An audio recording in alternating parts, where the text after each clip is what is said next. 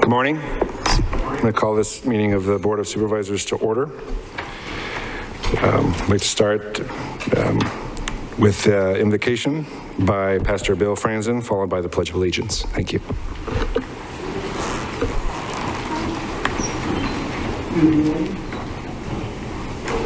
Heavenly Father, we come before you this morning. Lord, we just thank you that for the privilege of coming before you, Lord, and I just ask a special blessing upon the council, Lord, as they do the supervisors, as they do the business of the county, and all the people that are here, Lord, that are employees and visitors.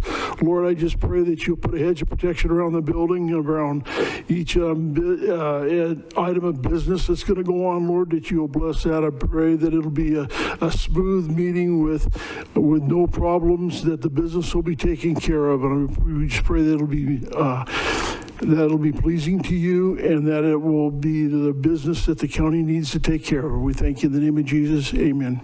Amen. Join me for the Pledge of Allegiance. Pledge allegiance to the flag of the United States of America and to the republic for which it stands, one nation under God, indivisible, with liberty and justice for all. Oh, is Buster on the phone? I'm here. Oh,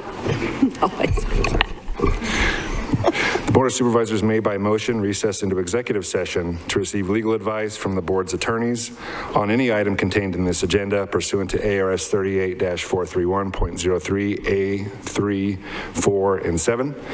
Motion and action to call for an executive session to be held March 6th, 2023 at 9 a.m. for discussion and consultation with legal counsel in accordance with ARS 38-431.03 A3, 4, and 7 to discuss items noticed on the agenda with an asterisk. Do I have a motion? So moved. Have a second? Second. You've heard that motion and second. All in favor, please say aye. Aye. All opposed? Ayes appear to have it. Do have it so ordered. Official business to come before the board. Discussion of pending or contemplated litigation, claims, and demands. Attorney Esplin. Nothing to report to the board. Thank you. Thank you. Committee and or legislative reports. Do we have Supervisor Bishop? Okay, thank you. Let me see, I attended the animal shelter groundbreaking ceremony, which was a pivotal time for animal welfare in Mojave County. Several other supervisors were there in attendance and other officials, and I think we had a really good turnout, and we should be seeing some shovels moving dirt there really soon, and we'll have a ribbon cutting in the spring. So this is about 15 years of trying to get this done, so I'm very proud of that. I attended the Tri-City Council meeting virtually, and then I did travel to Phoenix to the County Supervisors Association Directors meeting. During this meeting, we were able to have a dialogue with the ADWR Director, Tom Bukowski, and the board also discussed 14 bills and took positions on 11 of those bills. And then I attended the Arizona Criminal Justice Commission meeting that was held virtually in Phoenix, and we also discussed a number of bills being tracked that affect criminal justice in Arizona. So that concludes my report. Thank you. Thank you, Supervisor Bishop. Supervisor Angus. Thank you. I too attended the groundbreaking for the animal shelter. It was very exciting. It was very windy and cold, but it was a great turnout, and we're looking forward to that ribbon cutting. I too attended the CSA Board of Directors meeting, and like Supervisor Bishop said, we were asked to look at about 14 different bills, and I'm going to say 90% of them were really, really bad bills. A few of them that would affect us would be HB 2808, which is a public records time frame. They want that to be turned around in 5 days, which is basically unreasonable and undoable. And, but there's a big push for that, those kinds of things that affect county government. And that's why we have to be really diligent in looking at them and seeing when these bills, because there's so many bills that we can't sort of cover them all. I can't. So CSA brings but the ones that are going to affect counties the most. One of them that's interesting, and I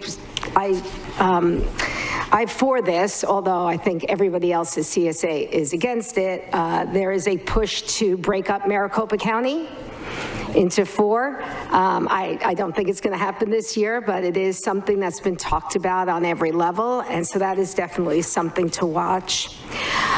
I also attended NACO, the National Association of Counties Legislative Conference in Washington, D.C., and that was very interesting as well.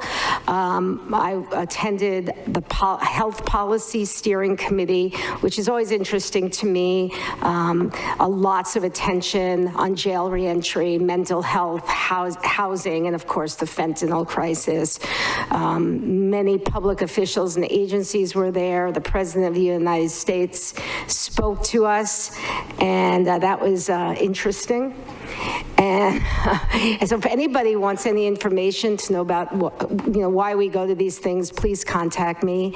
And I did meet with Senators Sinema and Kelly, and they are excited about working with us too on some of our social issues. So I'm going to be working on that with Don Bischoff and the rest of the board, and hopefully we'll be able to get things done. Thank you.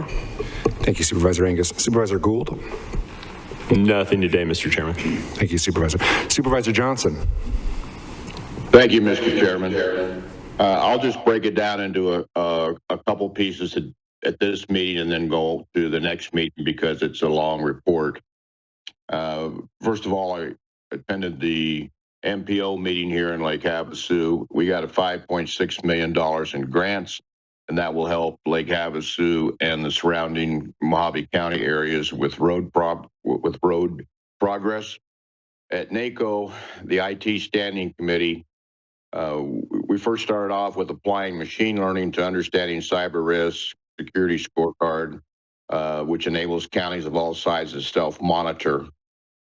And so what we did was we went over a product called Security Scorecard. They offer 2 levels. One is free and one is more advanced and paid for. They basically go through your IT system to determine a score based on your vulnerabilities and practices. They have over 2,000 customers, with Scottsdale being one of them. They give your organization a security rating, which cybersecurity insurance looks at when they determine if they want to insure you or raise your premiums. Security ratings are objective, data-driven, and quantifiable measures of an organization's overall cybersecurity and cyber risk exposure. The rating grades the company on A through F scale. Scorecard will give you real-time risk intelligence data. They say you benefit from the most comprehensive and actionable data set to create reports, remediate vulnerabilities, and establish metrics. So if they scan your IT system and find something, they will walk you through how to fix it so you can up your scorecard. They will also scan all your contracts and vendor information. You must make sure that your vendors are not leaving the county vulnerable. An example they gave is one county who had a major vendor and found several vulnerabilities. With NACO's help, they were able to pressure the vendor into making the necessary changes to help the county scorecard. Then we went on to TikTok, social media, and the impact for county governments. And this was obviously a hot topic with everybody. The entire session wasn't on TikTok. They also covered Ring, Be Real, Chat GPT, and et cetera. And all of them basically saying that they open us up for vulnerabilities. Video on social media is not going away, and so that's something we'll all have to deal with. But they did start off by talking about TikTok. That is a concern. Obviously, TikTok is owned by China. It has over 1 billion users and 100 million in the U.S. alone. The concerns are, one, that it captures data, name, age, location, email address, IP address, mobile device identifiers. 2, algorithmic analysis, interests, associates and friends, social, political triggers, health concerns, potentially ailments, keystroke patterns, biometric facial analysis, future locations, travel plan algorithms, and they recommend feeds for you. So that every single social media company does this. They all collect the data, and they're all very heavily based on algorithmic analysis. The problem with TikTok is it's owned by China, obviously, and everything done on this app has the potential to be seen by China. So they're collecting that data on Americans free of charge, whereas with Meta and others, they collect the data, but they sell it, usually not to China because we do have a law against that, but to legal third parties. Obviously, TikTok is a problem because of its China connections. One county, Johnson County, said they use TikTok. They use it because they must in order to get to those aged 15 to 25. That is where they are. They started using it because there was a lot of misinformation happening, and the only way to combat it was to create an account and educate folks. They said they don't let everyone have access to TikTok, but they use it, for example, to explain the WIC program to the public. They use it to engage and recruit for their law enforcement and to promote their part. TikTok has responded to U.S. concerns about their app. They claim that they've invested $1.5 billion to address data and separation of access from China. They claim they have moved to a private data on U.S. Where users to Oracle Cloud in the U.S. They claim they have restricted access by the CCP to some data. They have made some split companies, divisions, and added to their international board with prominent U.S. members. They talked about a new app called Be Real. The app allows every day at a different time, everyone is notified simultaneously to capture and share a photo in 2 minutes. So it captures the images using front and rear cameras. They felt that the new Be Real app is problematic because it captures what a person is doing at a specific moment in time, and sometimes they capture something they shouldn't be using both cameras on their phone. What is on the internet, it can be there for up to 30 years.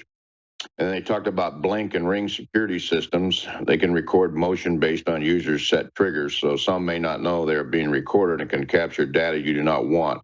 They said it's easy to be hacked if you don't put in the security measures. They say that all data between all these sites, you are never anonymous. You can go to aboutmyinfo.org and put in some very basic information and see what the internet knows about you. They talked briefly about the new Chat GTP. It has 100 million users. Its data is based off of 2021 or older data, not newer. You can basically give it a prompt, and the AI will spit out a paper or essay for you or chat with you like a human. As for an example, a sheriff's deputy could use it to create a fairly accurate arrest report with very little effort. It is not a lot of security. It has a lot of security issues at the moment, and many are concerned this will be a way of the future to tell, there will be no way in the future to tell the difference between AI and something written by humans. They wanted to application modernization and cross-county collaboration. QuickBase is partnering with NACO to do 4-month pilot program on their product. Basically, QuickBase will take all your old legacy files and or Excel spreadsheets and turn them into app-based application. The application they create can then be used and operated by anyone, even someone who isn't IT-based. These are not developed to be for developers, but for everyday users. They claim you can save $7.5 million in 1 year from developer costs by modernizing legacy systems with their product. It's called no code because they do not need code-based knowledge. And then we set our priorities. We're focusing on autonomous innovations, broadband, data governance, cybersecurity, rural and small county technology, cloud adoption, and collaboration and partnership. The one thing that came out of this meeting and all other meetings is that that everybody has seen a loss of employees. And they talked about layoffs in the tech companies and how this won't help the counties because cybersecurity is not being laid off. Many talked about the staffing shortages. One county say that they do remote flex work and kept it after COVID because if they didn't, people will leave and they cannot lose them. Some are even so desperate they're hiring virtual CFOs and cyber guys. A lot said it's a generational divide. The younger generation today has different values, the different culture, and how do you attract them? We have to offer flex work. One county said they have 25% of their workers working remote. Now, every single meeting we went to talked about lack of employees at the county level. That's all, Mr. Chair. I'll talk about public lands next meeting. Thank you, Supervisor Johnson. Last but not least, I'll provide an update. I also attended the Tri-City Council meeting last week.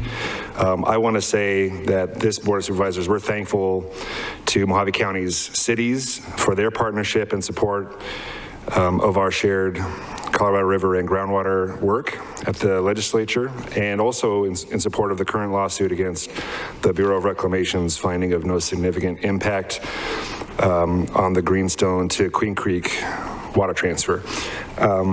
Also listened to the CSA meeting held last week, including the ADWR's Director Tom Bashansky's presentation on Arizona's water situation. At the end of his report, he did some question and answers, and there were some troubling remarks that came from him regarding subsequent fourth priority Colorado River transfers. He basically made the comment that it was more than likely under current state law that our Colorado River communities would suffer a slow death by 1,000 cuts. So very concerning. It just reemphasizes the critical importance of the work that we're doing on water to try to secure rural Arizona's water supplies. That presentation by the director was forwarded last week to Mojave County's attorneys at Clark Hill, who is representing Mojave County, Yuma County, La Paz County, City of Yuma in the lawsuits.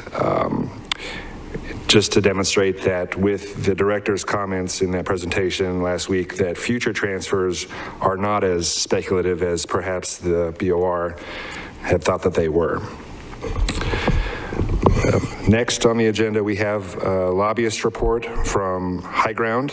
Nick Ponder has come up from Phoenix to join us. Nick, welcome. Mr. Chair, Supervisors, thank you for the time. Happy to give you a presentation on the current status of the legislature and answer any questions that you might have. So we're currently in the 44th day of the legislative session. For those of you who have been monitoring, I know Ms. Bishop and Ms. Angus talked about the CSA report. You know that the last two legislative sessions have gone until almost the last day in June. We're hopeful that that doesn't happen this year, but the outlook is not optimistic on that. There have been 1,625 bills posted this year. Mr. Gould, from your experience, I think that you would identify that number as high. In the last 3 years, we've had probably more bills dropped or posted, proposed than we've had historically in prior years. And a challenge that we're having this particular legislative session is that of the 90 legislators, there are 41 new legislators. 34 of them are brand new. Another 7 of them have been in the legislature at one time or another, but may not be as familiar on all the topics. One thing I can tell you, though, is that a topic that everybody is interested in is water, as Mr. Lingenfelter alluded to. I'm happy to go over a few bills that we have been tracking and weighing in on behalf of the county, and then answer any questions that you might have on the bill as I go over them. House Bill 2026 is referred to as the On-Farm Efficiency Fund. This was actually originated last year through Representative Tim Dunn from Yuma. $30 million was allocated to an on-farm efficiency fund whereby the University of Arizona was trusted to identify who would receive certain grants to implement efficiencies in agriculture, and then survey data to determine how those efficiencies were successful or not successful and how they could be implemented in the future. The grants are to not exceed $1 million and not more than $1,500 per acre. In the bill this year, an additional $30 million was allocated, and that did pass out of the Natural Resources Committee 9-0. House Bill 2374, State Lake Improvement Fund. This is a bill that's sponsored by Representative Biasucci. It passed out of committee 7 votes to none, no opposition. This actually allocates $5 million to the State Parks Board for operating costs, which should help with public safety and other issues on Lake Havasu. One item that we weighed in opposition to was House Bill 2442. It's called Temporary Non-Expansion Areas from Representative Griffin. It did pass out of the Committee on Strict Party Lines. What she's trying to do here is offer a different tool than an active management area or an irrigation non-expansion area. The challenge with this tool, as we've witnessed here in the INA experiences over the last 6 months, is it requires 50% of all irrigators to agree that they need to be regulated and that there is a problem. They need to submit their signatures to that. Then beyond 50% of irrigators to identify that there's a problem, 10% of voters then need to sign petitions acknowledging a problem. And then the county would be responsible for running an election, funding an election on whether or not this temporary expansion area needs to be created. And then the area only lasts for a period of 5 years. As we know, with water matriculation down to the aquifer, that's a very short period of time. And so the position that we took was, we're open to alternative tools. However, a tool that requires these particular hurdles, we don't think will ever get implemented. In the experience here with the INA conversations, you all will likely recall that despite a growth from a 5,000 acre foot deficit in 2010 to a 34,000 acre foot deficit in 2021, there was not an agreement that there was a problem. Therefore, we think that it's highly unlikely that these temporary non-expansion areas would ever be implemented. That's what I have on that item. If you have any questions, I'm happy to take them, or I can move on to the next one. The next bill is 2763, Mojave Wash Recharge Basin. That is sponsored by new Representative John Gillette. What it will do is it'll allocate $4,371,100 from the state general fund to the Department of Transportation to design and construct a recharge facility at Rattlesnake Wash, with the intent that the county will spend of your own dollars, $485,676. That passed out of the Transportation and Infrastructure Committee unanimously, and then it passed out of the Appropriations Committee unanimously as well. So that's a positive project here. I would just make one comment on that. We appreciate Representative Gillette's pushing this bill. As County Manager Elters mentioned during our last meeting, there is $200 million that the state set aside for water conservation projects. Unfortunately, the per project limit for a recharge project is something like $250,000, nowhere near what would be necessary to do a recharge project. So this is very helpful. Thank you.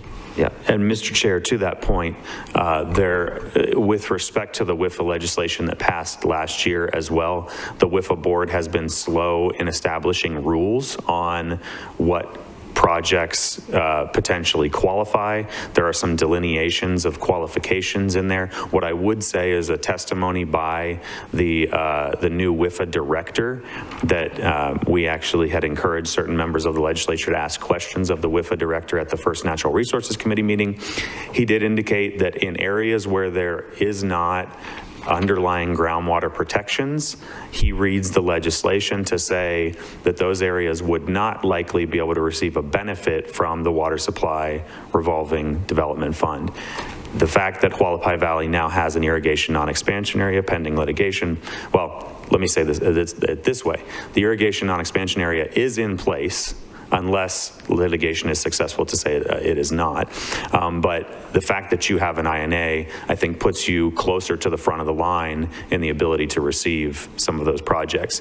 One challenge, though, is there's no clear indication of the grant versus loan information as to whether or not you can get a grant and a loan for the same project. So those are things that we've been trying to get further clarification on.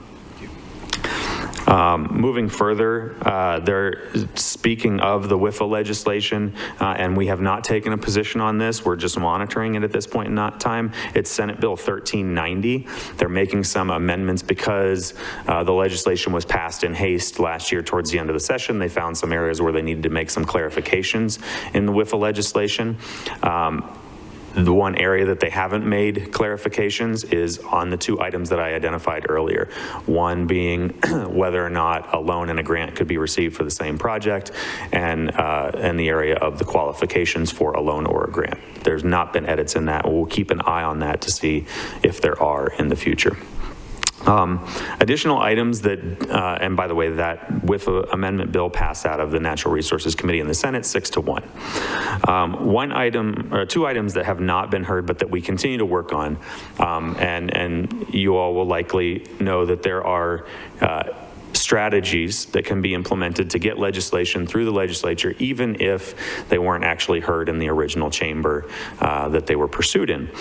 So Senator Borelli sponsored Senate Bill 1306, and Representative Biasucci sponsored House Bill 2731. These are mirror bills. So as I highlighted earlier, Ms. Griffin has proposed what she believes is an alternative tool for groundwater management. What we are pursuing on behalf of the county are these two items called local groundwater stewardship areas. What we're trying to find is a tool, as we talk to the Department of Water Resources Director Tom Bishotsky, the challenges with both AMAs and INAs is that they are very rigid, one-size-fits-all approaches. As we know, one-size-fits-all doesn't always work for rural Arizona, and we don't always want an administrator in Phoenix making decisions for something that happens in other reaches of the state. So our proposal is what we call these local groundwater stewardship areas, where a local council is the one who develops the plan to bring that aquifer to health. And then they come together, those local stakeholders, they make the plan, they present that plan to the director of the Department of Water Resources, who will sign off on it should it meet the goals of the basin, and then it will be implemented thereforth, and there would be state funds that could be used to implement those plans. We continue to work on language and have conversations with the county and other stakeholders on what efforts to amend the language could be seen as satisfactory to stakeholders on the other side. That might include the cattlemen, the Farm Bureau, and Ms. Griffin. We continue to work on those. We continue to have conversations. In fact, I just talked to Ms. Griffin on the phone this morning, where I am going to be sending her over some information later today, and we'll try and continue to work on potential solutions. Any questions on groundwater stewardship areas? Mr. Chairman. Supervisor Gould. Thank you, Mr. Chairman. Sir, you mentioned Biasucci Bill 2374 as a SLIF bill. Yes. Did we assign you, task you with watching other bills, or are we focusing you on water bills? Mr. Chair, Supervisor Gould, by and large, our focus is on water bills. However, if there's something else that you'd like us to identify, we could certainly have that conversation and potentially weigh in on it. I'm curious why the SLIF bill made it into the list, though. Mr. Chair, it's not a water bill. It's a gas tax bill is what it really is.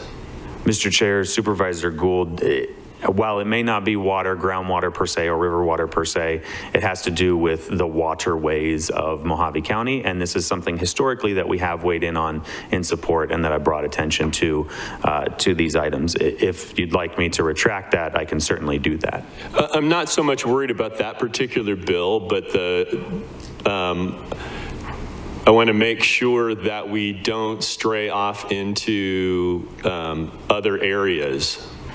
Because I don't want, since the Board of Supervisors here in Mojave County has not approved you to go out into other areas, when you sign up generally one of three ways on a bill, either you're neutral, in support, or in opposition, and you say representing Mojave County, that may give the members of the public the feeling that Mojave County has chosen a position on this bill. And that is not true. If we haven't done that, then that would not be true. Mr. Chair, Mr. Gould, absolutely, that's correct. And I'm very sensitive to signing in on legislation without having I do not sign in on legislation without having a conversation first. Thank you, sir. Also, money bills like the Gillette appropriations bill for the water recharge. Generally, what they'll do with money bills, they'll hold those money bills until the end. Yep. Because they'll use that when they're playing Let's Make a Deal. That's one of the cards in the game of Let's Make a Deal. Yeah. So those will not proceed generally through the whole process. They'll be stopped at some point. Yes. Mr. Chair, absolutely. Mr. Gould, you are correct. What we affectionately refer to it as down at the Capitol is the box. Once a bill that has money on it goes through a certain chamber, it may go through the other chamber and then it'll stop. And once it stops, it'll go into the box, where the box has billions of dollars of money bills in there, and then they will ultimately, as Mr. Gould said, play Let's Make a Deal and make a determination on which things go through and which things don't, and also how much of which item goes through. So for example, if we've identified $4.7 million in this project, or $4.37 million, I apologize, identified $4.37 million in that negotiation of how much money is available in the box, it could be something less than 4.37. Thank you, sir. Thank you, Mr. Chairman. You can proceed.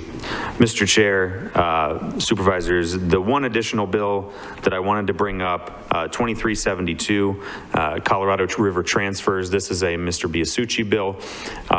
What we've done in this bill is effectively create a prohibition on future river transfers off the river that for a period of 10 years or until the Lake Mead elevation exceeds 1,090 feet, whichever is later. We also created some intent language in there related to protecting the river system, that we are on a shortage, and that we don't want to incentivize communities who are taking cuts, maybe in Maricopa County on the river in the future negotiations. Let's say they take a 3,000 acre foot cut in Colorado River allocation. We don't want to create a perverse incentive for them to then purchase 3,000 acre feet from an investor off the river, or on the river, I should say.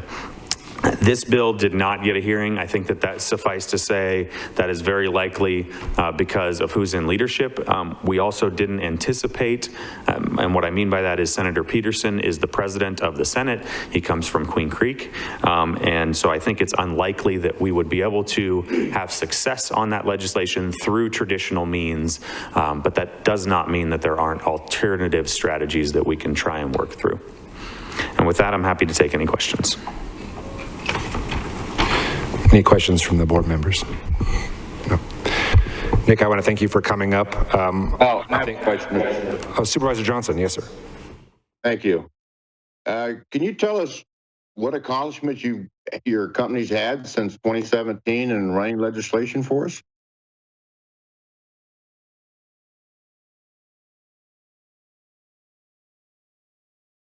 That I apologize for not being here 2 weeks ago when you had your first conversation on this. We were in the middle of water stakeholder conversations, and in fact, we had one that Monday. We were doing the county's work. So on behalf of High Ground Public Affairs, I want to thank, first off, Mojave County residents and the Board of Supervisors for the opportunity to represent you guys over the past 5 years. I have actually only been representing you for the past 14 months. But as it relates to successes, we originally engaged in a contract with Mojave County back in 2017. I believe it was August of 2017.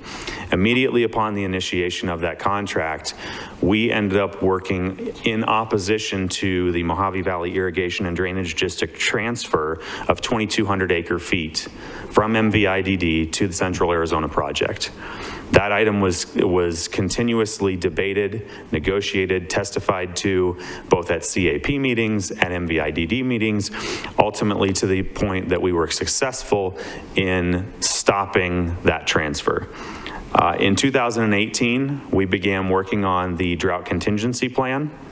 otherwise known as the DCP. We're the only state of the 7 basin states that require any drought contingency approvals to go through our legislature. We at High Ground Public Affairs were principal in those negotiations. We were at the table during the conversations. One thing that we were able to successfully negotiate and work through was that we kept Mojave County and other river communities from taking any cuts in the initial DCP. Now, that does not mean that in the future, all communities won't need to take cuts, but for the original DCP that happened in 2018, originally passed in early 2019, the river communities did not have to take cuts in their allocations. And then I would point to 2022, just in December of this past year, an irrigation non-expansion area was initiated by the director of the Department of Water Resources. However, what I would say, and obviously that's not a legislative item, but what I would say is over the past 5.5 years that we've been representing the county itself, in its position, in its status at the legislature, in the community, has been elevated prior to this representation. And I will say that the County Board of Supervisors deserves just as much, if not more, credit than us, but we certainly want to weigh in on our participation in that. But over that past period of 5 years, I think prior to our representation, Mojave County Water Authority was seen as the principal voice for the region as it relates to water.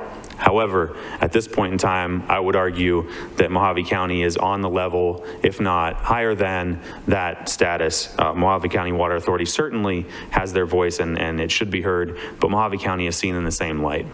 That's not something that I can say is tangible, but intangibly, that's a very important factor when we're weighing in on legislation and when we're talking to legislators.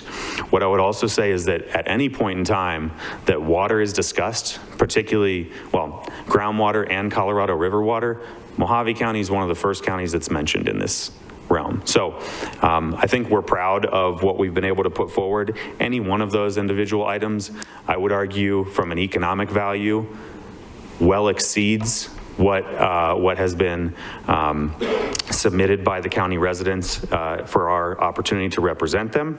However, we continue to make efforts and they're not in vain. We understand that we are using valuable taxpayer resources to do so, but if we don't have advocacy at the Capitol, I see that as problematic.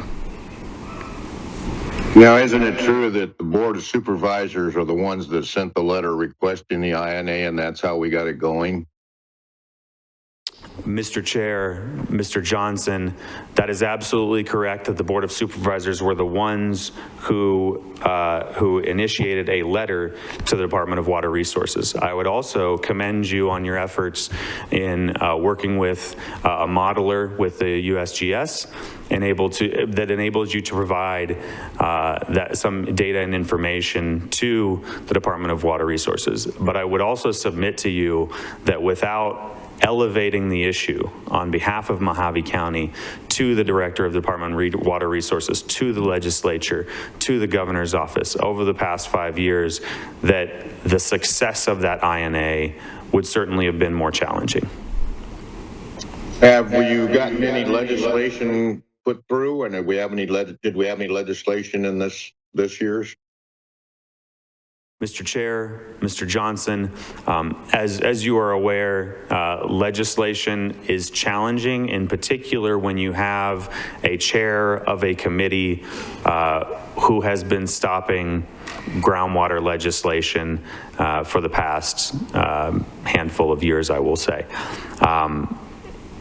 Unfortunately, chairs of committees have significant power at the legislature, and overriding chairs of committees require substantial support of overriding them within their own caucus, which is in the interest of maintaining relationships, not always the best strategy for those legislators. And so I would submit to you that the lack of passage of legislation on groundwater has more to do with individuals at the Capitol who have a strictly different view on what property rights are related to water versus the capabilities of the firm. Were we able to get any study groups or anything like that done?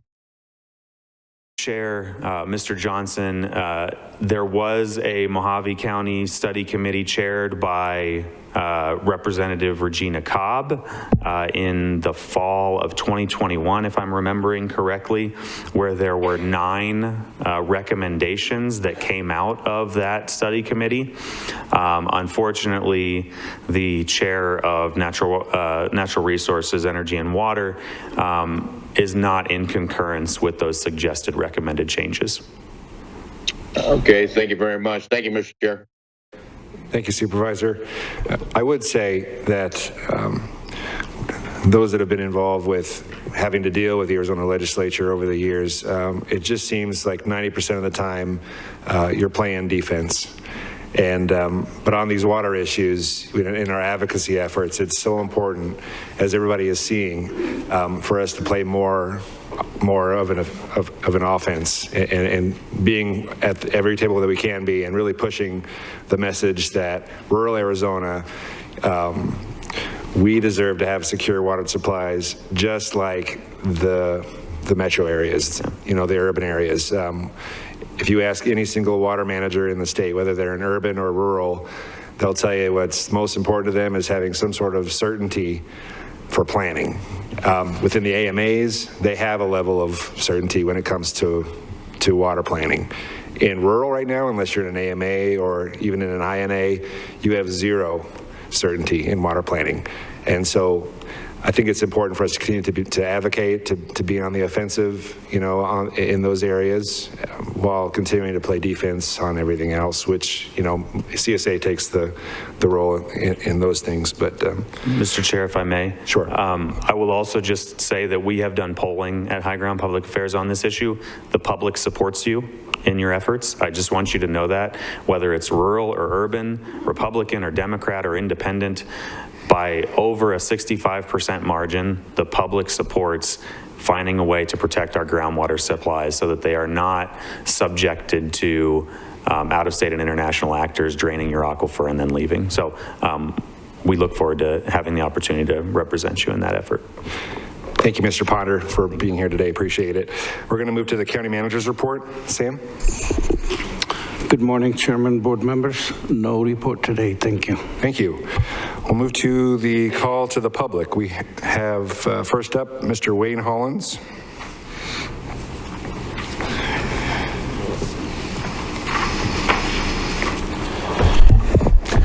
Good morning, Chairman, Supervisors. I want to talk today from Golden Valley. I want to talk about Veterans Park and water.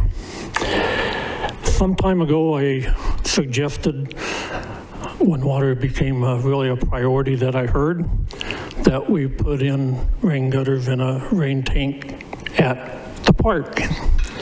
And I was told that wasn't cost effective. So is it cost effective to do nothing to put water in the ground, keep it from running off, destroying the roads, ditches and washes, so we have to keep repairing them? Then I asked for a rain garden. I was told I won't get a rain garden out there. So what's the priority with water? Why can't we do stuff if water is such a priority? There's 10 acres out there, about 9.5 of it bare ground, nothing growing on it. We're paying people to maintain it in that state, so the water has no way other than if it's a slow rain to soak into any amount. In a year's time, that's about 1 million gallons of water that falls on that we're not keeping on that piece of land. So I would propose that we make that whole park into a water harvesting park with paths on berms, benches out there to sit on, maybe some exercise stations scattered in and out with that meandering berm out there, trees and plants, and be full of water harvesting basins out there. Of course, cost money. I have a check with me for initial check, $150 to put into the Mojave County Parks Fund for Veterans Park. My intention is to earn outside of my retirement pay, because I'm on a fixed income also, because I'm retired, and to submit a check every month for $100 out of my pocket to help fund that. So what can we get done? I know I have other intentions to raise more money to help with that. And as I've said before, I don't always expect the government to be involved in fixing things for us, because the residents live here, they should be responsible too. So I would like to submit that check if I could. I appreciate your sentiment. I think that you probably need to reach out to maybe the director of Public Works or the county manager's office to see the appropriate and correct way to go about that if there's some funds involved. Okay. Appreciate that. Mr. Scotty McClure.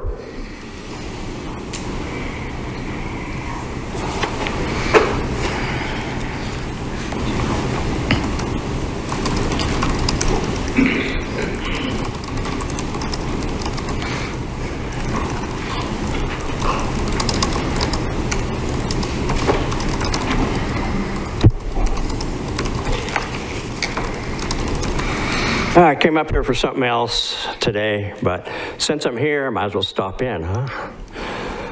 I'm still griping about these newspapers in this county, in Laughlin, Nevada, and Needles, California, and all the newspapers being taken over all the way down to Wickiup, Lake Havasu, Kingman, Bullhead. One company bowed out all of this is Mojave County, yeah, okay. That, we should go to the FTC or FCC or something about, we got new owners, and they haven't proven themselves. This is kind of a Republican deal here, and I haven't seen any improvement in our newspaper since we got a new editor. We got rid of that clown that they had, thank God. Your phone probably lights up half the time about them. Yeah, he's gone. Good riddance. I hear they got a spot. Don Lemons gave up his spot, so maybe he can go do that one. Good riddance to him, too. Channel 7, the local TV stations off air, Channel 7s and 1, 2, 3, 4, and 5 have been moved to 24, 1, 2, 3, 4, 5, etc. What the hell are you doing again? Now they've been moving them back and this and that. My remote's worn out trying to figure out which one's where. And they took away the Mexican channel. The Spanish channel is gone again. We do have some people in this town that only speak Spanish, and they're off the air now. They got nothing. They are taxpayers here also, some of them. But whatever. They deserve one channel, and it's gone again. I want answers. It's not the person that's working here, Mrs. Spoonhauser. It's these clowns down in Phoenix that are telling us what channels we got. They told us we need 6 shopping channels, so they put them on. I don't need any of them, so they're gone off of my TV. But there's other channels off air down there that could come here that are TV, like movie channels and stuff that I would watch. Why they decide on which channels we get, it should be FCC or whatever. What else I got? I'm having a problem getting a public records request from Mojave High School. And this goes back to a meeting that they had on November 1st down at the field house. And I'm going after some people on that. I'm gonna try and put some of them in jail. But I'm being held up by a public records request And it took me almost 3 months to get this. Shows that I didn't trespass from them. 3 months to get this that proves. And this is because of the board. Thank you, sir. We have a proclamation this morning. Approve the proclamation declaring the month of March 2023 as Procurement Month and March 8th, 2023 as Professional Buyers Day in Mojave County. I'll read the proclamation to the record. Whereas the public procurement profession plays a significant role in the efficiency and efficacy of both government and private business. Whereas in addition to the purchase of goods and services, procurement professionals add value to the organization by performing such functions as executing, implementing, and administering contracts, developing strategic procurement initiatives, and cultivating working relationships with the supplier community and other departments within the organization. And whereas public procurement professionals in Mojave County and in other public and private organizations have tremendous influence on the economic conditions in the United States, with the cumulative purchasing power running into the billions of dollars. And whereas the public procurement professionals in Mojave County are committed to providing high caliber, strategic, logistical, and operational support of all departments within Mojave County.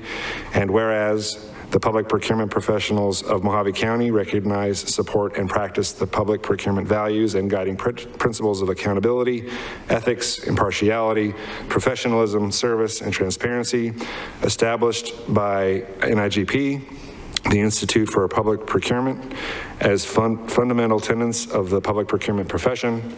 And whereas NIGP has proclaimed the month of March as Procurement Month to further expand the awareness of the public procurement professionals' value within an organization to governmental officials, the general public, private businesses, and corporate leaders. Now, therefore, be it resolved that the Mojave County Board of Supervisors do hereby recognize the public procurement profession and the Mojave County Procurement Department for its impact within business, industry, and government, and proclaim the month of March 2023 as Procurement Month, and recognize the individual contribution of public procurement professionals, proclaiming March 8th, 2023 as Public Professionals Day.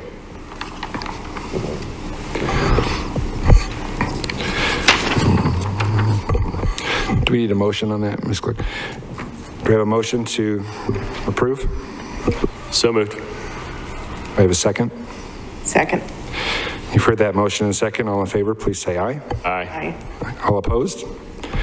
Ayes appear to have it, do have it, so ordered. Thank you, Tara, and to your entire professional staff for what you do.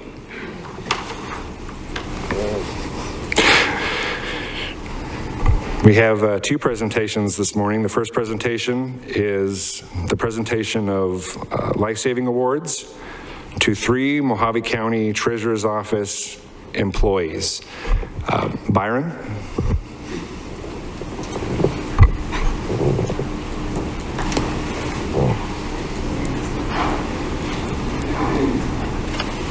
Chairman Lingenfelter, Supervisors.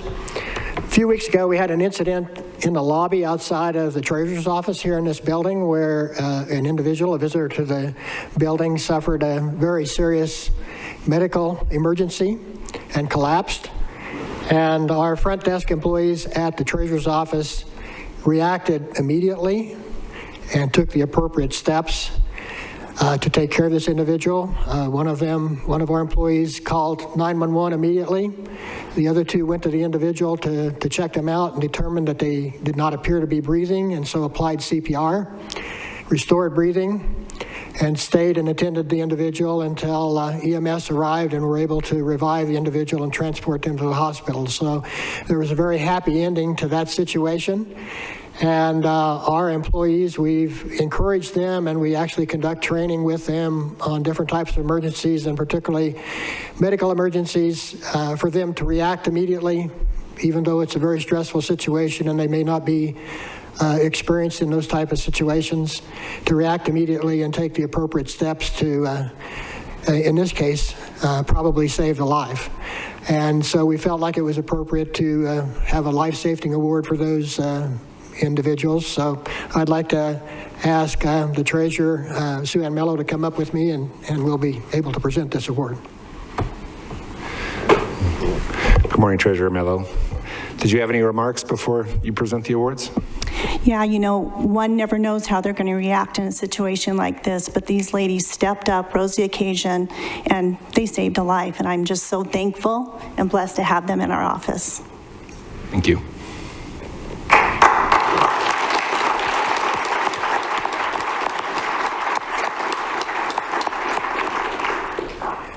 First of all, Stacy Cave, she called 911 and stayed online during this whole event so that she could get information that was needed. Thank you. So we appreciate that. And Carrie DeBay Kitzman, who was one of the two that went to the individual and initiated CPR, along with Donna Buchanan, who was also there doing the same thing. So these three did set an example for all of our employees, and I know it was very stressful for them, and they were nervous about it, but they didn't hesitate, and they took all the correct steps, and we really appreciate that. Thank you.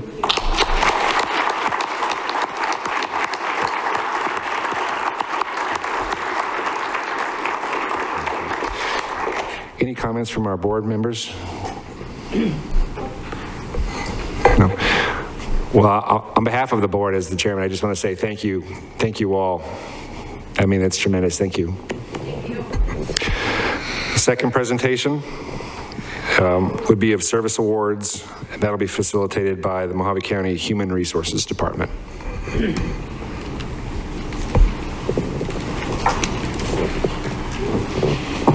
All right, good morning, Chairman Lingenfelter, members of the board, and everybody who is here in attendance. So Human Resources is here to present the Mojave County Service Awards for year ending December 31st of 2022. The county officially recognizes an employee's years of service through the Service Award Program. Without these dedicated employees, we would not be able to stand behind our mission statement and serve the citizens as efficiently and effectively as we do. For 2022, there are 161 employees being awarded for their service to Mojave County. 79 have had 5 years of service, 24 with 10, 32 with 15, 16 with 20, 5 of 25, 1 with 30, and we have 4 with 35 years of service. And we're very excited because all of them are actually here today for 35 years. So we're going to recognize those in attendance for the 15, 20, 25, and 35 years of continuous service to Mojave County. The Board of Supervisors of Mojave County Management would like to thank you for all of you've done during your years of service and for your ongoing commitment to our success. Thank you for making each day of work something we can all be proud of. For those who were able to attend today's presentation, please wait until your name is called and then come forward. After all recognition is given, we would like all recipients to meet over at the rock wall for a group picture. Any board members who want to stand and join us are welcome to. Past years, we have asked if the board doesn't mind coming forward. Once we call everybody's name, we'll hand you your cert. If you don't mind meeting with the board, we'd like to snap a quick picture, single, and then once all is done, we'll have everybody come in front of the rock wall, if that sounds good. Okay.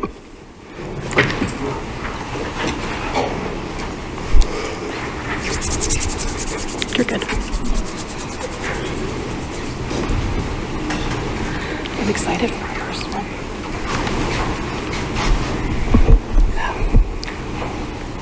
Val, come on, you side. Okay. Ready? We're ready. Good morning, everyone. We're going to start with Supervisor Bishop with 15 years.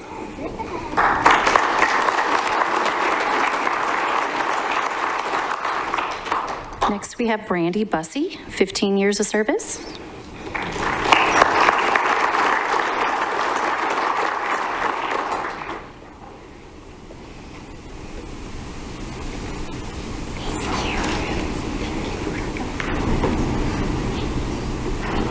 Aaron Demke, 15 years of service.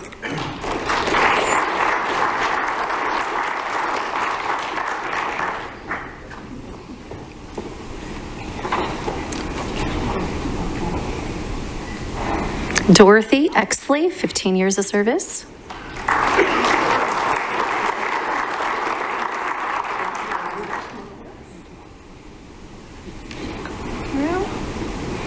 Elizabeth Kuchin, 15 years of service.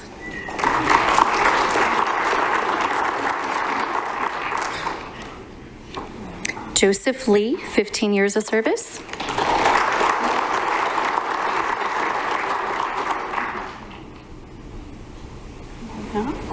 Sue Ann Mello, 15 years of service.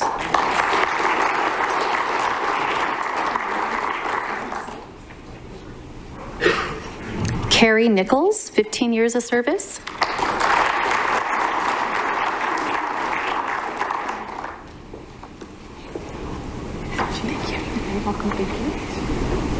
Theodore Roper, 15 years of service.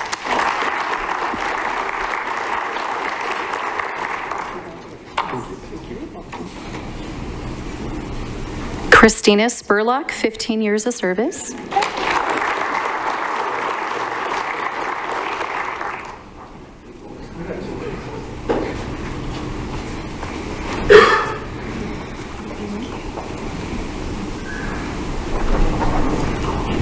Carol Whiting, 15 years of service.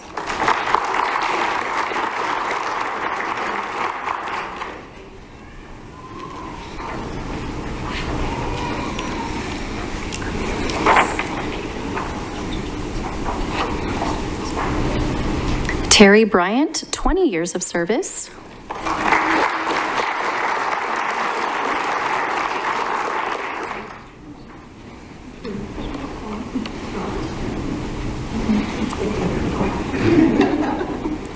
Catherine Fish, 20 years of service.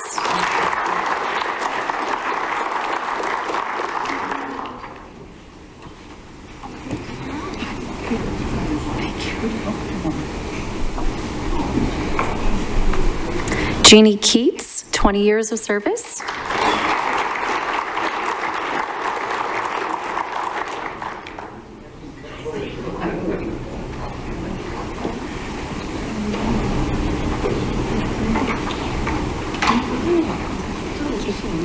Thank you. Karen Seckler, 20 years of service.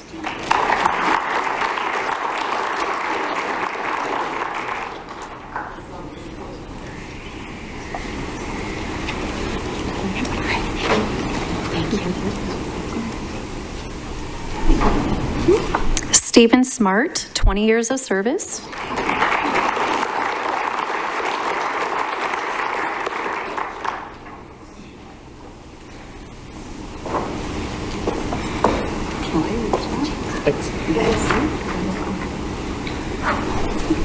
Alan Tempert, 20 years of service.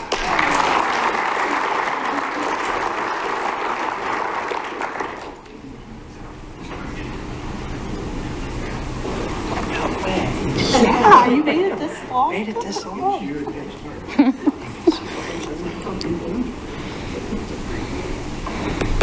Greg Vandeveer, 20 years of service.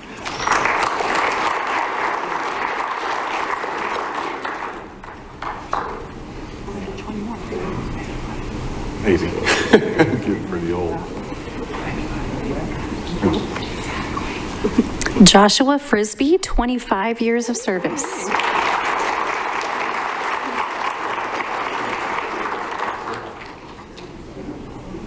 Heard Lily. Closer to 30.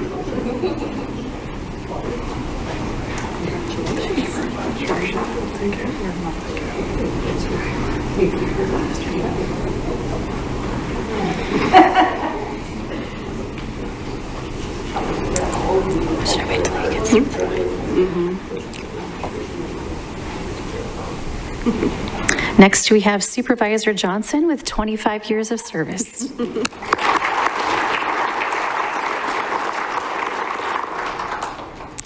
Shelley Watson, 25 years of service.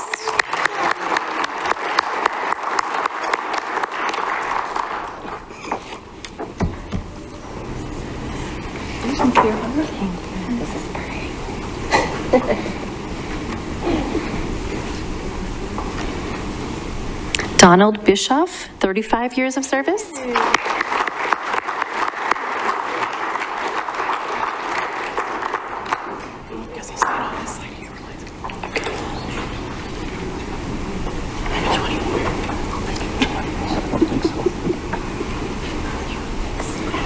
Jody Shanneman, 35 years of service.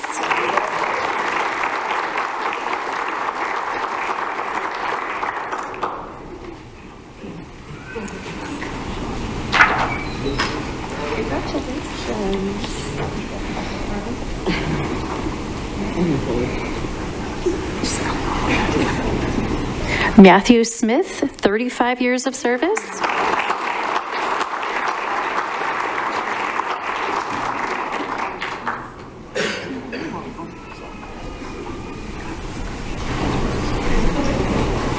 And Randy Vanderplatz, 35 years of service.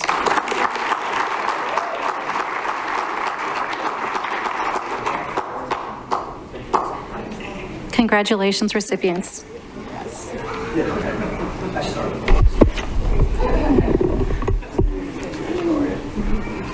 So just another quick round of applause for everybody, and then if we can get you in front of the rock wall.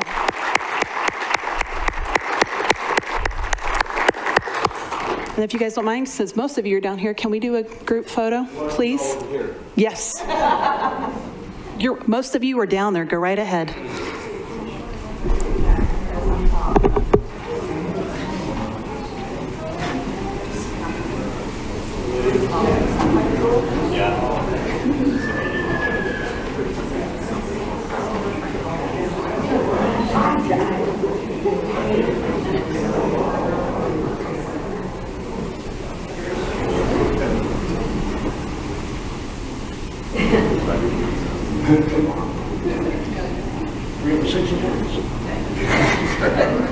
Everybody, very much.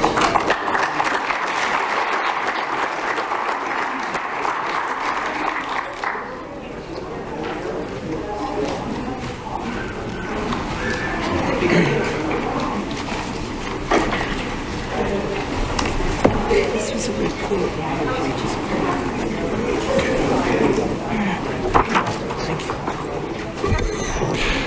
Congratulations again to everybody on their service awards. We'll be moving into the consent agenda. Supervisor Bishop, would you like to pull any items off of the agenda? No. Supervisor Angus? No. Supervisor Gould? Thank you, Mr. Chairman. Item 9 and item 13. Thank you. Supervisor Johnson? Nothing, Mr. Chair. Thank you, Supervisor. Looking for a motion to approve minus items 9 and 13. So moved. Do I have a second? Second. You've heard that motion and second. All in favor, please say aye. Aye. All opposed? Ayes appear to have it. Do have it. So ordered. We'll move to item number 9. Supervisor Gould? Thank you, Mr. Chairman. When I was reviewing the backup for this item, I thought it was strange that we have the Federal Emergency Management giving out social welfare money. If you read in the background, it talks about homeless people and low-income people. And I thought that was strange to see that in a FEMA grant because I thought FEMA was actually for emergencies, not for general social welfare. Looks like Byron's coming down to address. Yeah.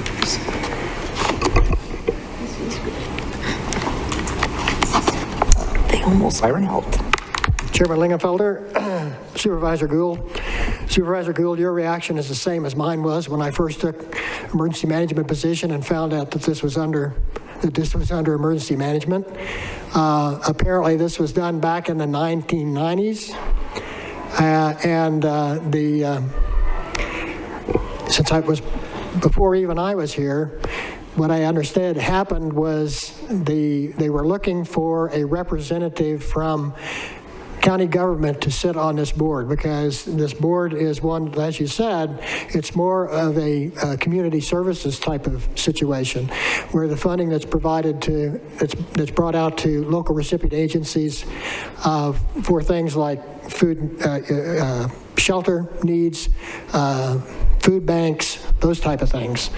But for whatever reason, the board at that time, I think probably because this was a FEMA board that was at the national level, that they said they wanted to have a representative from risk, at that time emergency management, to sit on the board and facilitate this program. And I have convinced Michael Smith and with the approval of the county manager, that this program now will come under community services rather than risk and emergency management, because that's where it's a more appropriate fit. But as far as why that happened back then, I don't know. But it was something I inherited, and we've carried on all these years, even though I've made a couple of attempts to switch it over to community services. But I can't really give you a definitive answer as to why this happened. Sure. And it's not that you're not capable to sit on the board. I know you're fully capable to do that, but to me, it's just mission creep in Washington, where they're allocating money that's supposed to be for emergency management issues, but yet they're giving out social welfare money with it. And it's just mission creep on their end. And so you see a number, in the budget. Let's say we were to actually look at the federal budget. Let's say we could actually find that item in the federal budget. You would believe that that's going to emergency management type of things, and part of that apparently is going to social welfare.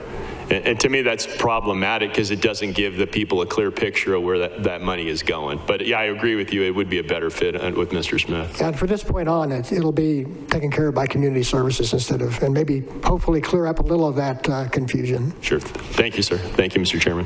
Thank you. Any other questions from the board members? Hearing none, looking for a motion. Mr. Chairman. Supervisor Gould. I move that item 9 be adopted. Second. You've heard that motion and second. All in favor, please say aye. Aye. All opposed? You guys appear to have it. Do you have it? So ordered. Item 13, Supervisor Gould. Thank you, Mr. Chairman. This appears to be a design contract for the side streets and sidewalks for the animal shelter. And I'm curious whether this is included in, I thought we had a design build contract for this facility. Was this outside of that design build contract? Good morning, Chairman and Supervisor Gould. Yes, so this was actually part of, I'm going to use all this various terminology, but we bifurcated a portion of the budget for the animal control shelter to include site preparations. We did a bid process for the site preparations, the plumbing, electrical, et cetera, and we intentionally excluded the street improvements because we were waiting to determine what street improvements were going to be required based on, I want to say we split the parcel. And so the city's requirements might be different later on down the line. And then we went through the process for design build for the actual animal shelter. Now that we know what those street improvement requirements are, this is actually the award of the construction contract specific to street improvements. And it's part of that initial bifurcation for site improvements, not part of the design build award at the $5 million total. So this is outside of the 5.2 million, I think it was, that the board approved for the construction of the.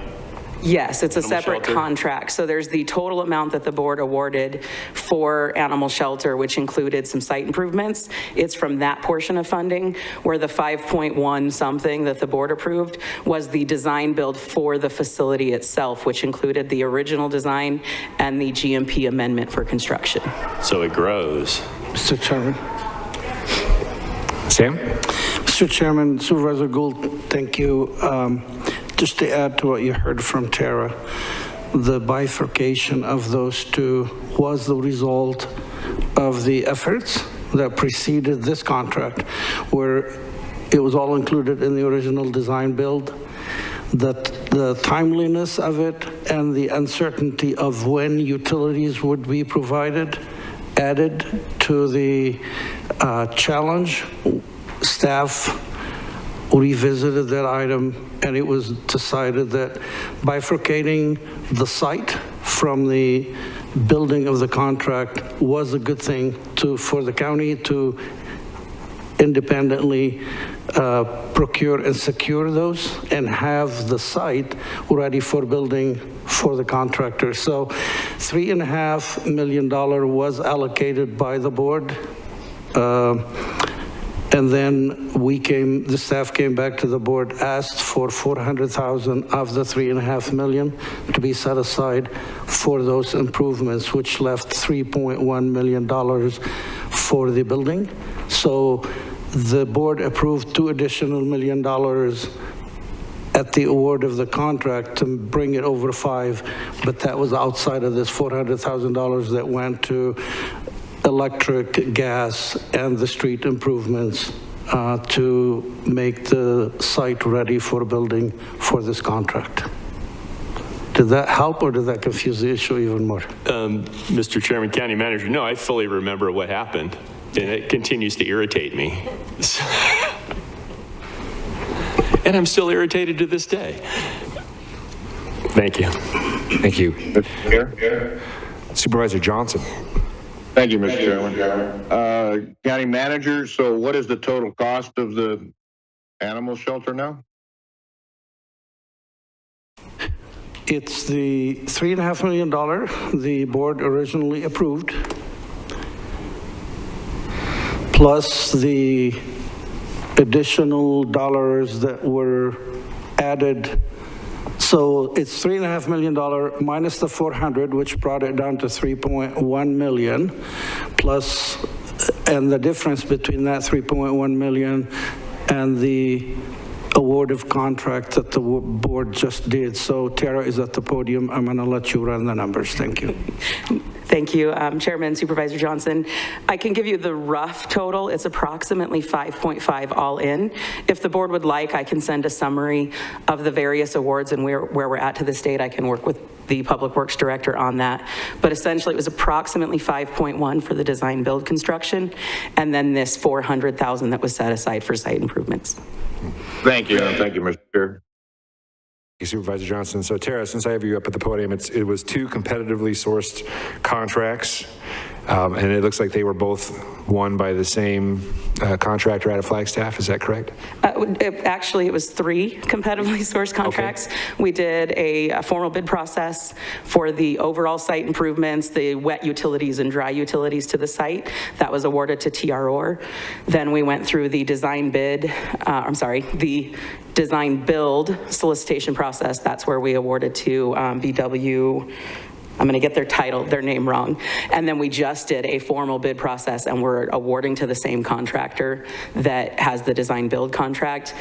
My guess is they were probably able to give us a better price. I'll say this actually came in under our engineer's estimate.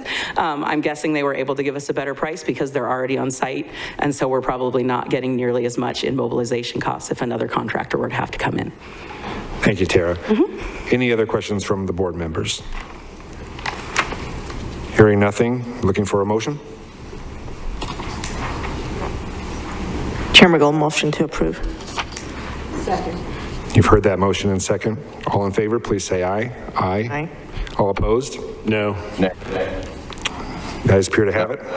Do have it, so ordered.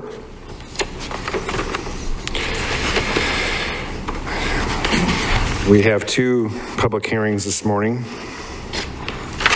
I'll open the public hearing on item number 42. Is there anybody who wishes to speak on item number 42? I'll ask a second time. Is there anyone that wishes to speak on item 42? And third time, anyone wishes to speak on item 42? I'll close the public hearing. Looking for a motion? Mr. Chairman. Supervisor Gould. I move that item 42 be adopted. You've heard that motion. Do we have a second? Second. You've heard that motion in second. All in favor, please say aye. Aye. Aye. All opposed? The ayes appear to have it. Do you have it? So ordered. Item 43, I'll open the public hearing on item 43. Does anyone wish to speak on item 43? Second request, does anyone wish to speak on item 43? And third final time, does anyone wish to speak or comment on item number 43? Hearing nothing, I'm going to close the public hearing. Looking for a motion. Chairman Lingenfelter. Supervisor Bishop. I make a motion that we approve the adoption of the animal shelter fees pursuant to ARS 11251.08. Thank you. Thank you. You've heard that motion. Supervisor Gould. Thank you, Mr. Chairman. Does anybody know how many animal dog tags we've issued? Mr. Chairman, Supervisor Gould and board members, actually, I'm glad you asked for discussion Supervisor Gould, Barbara Spoonhour, and Nicole are prepared to share some information with you related to the cost, the last time these fees were updated, and what we're experiencing currently. So thank you. Thank you, Manager Elters. Good morning, Barbara. She looks good. Good morning, Chairman Lingenfelter, Supervisors. In regards to licensing, and I believe that's what you are referring to. Sure, the dog tax. Supervisor Gould. I don't have an exact number at this moment. I am happy to get that, but I can tell you that we adopted out last year 1,291 dogs. So each of one of those would have been licensed. So I would say our licensing runs anywhere from probably 1,200 to 1,500 a year in terms of single licenses. So countywide, there's only 1,200 dog licenses? No, we go about 15. So you can do a license. Or at least in the unincorporated areas of the county. Yes. So in the unincorporated. So you can do a 1-year license or you can do a 3-year license. So we don't have very high participation in the dog tax program? I would say we don't have a high renewal of animal licenses. So their dog gets picked up and they buy a license to get the dog out of dog jail, and then they don't renew the license and we don't follow up? We send out renewals every year from our system. Past that, we can send out another set of renewals. I don't have authority to go out and knock on a door. Sure. If you'd like to give me that authority, I'll be happy to.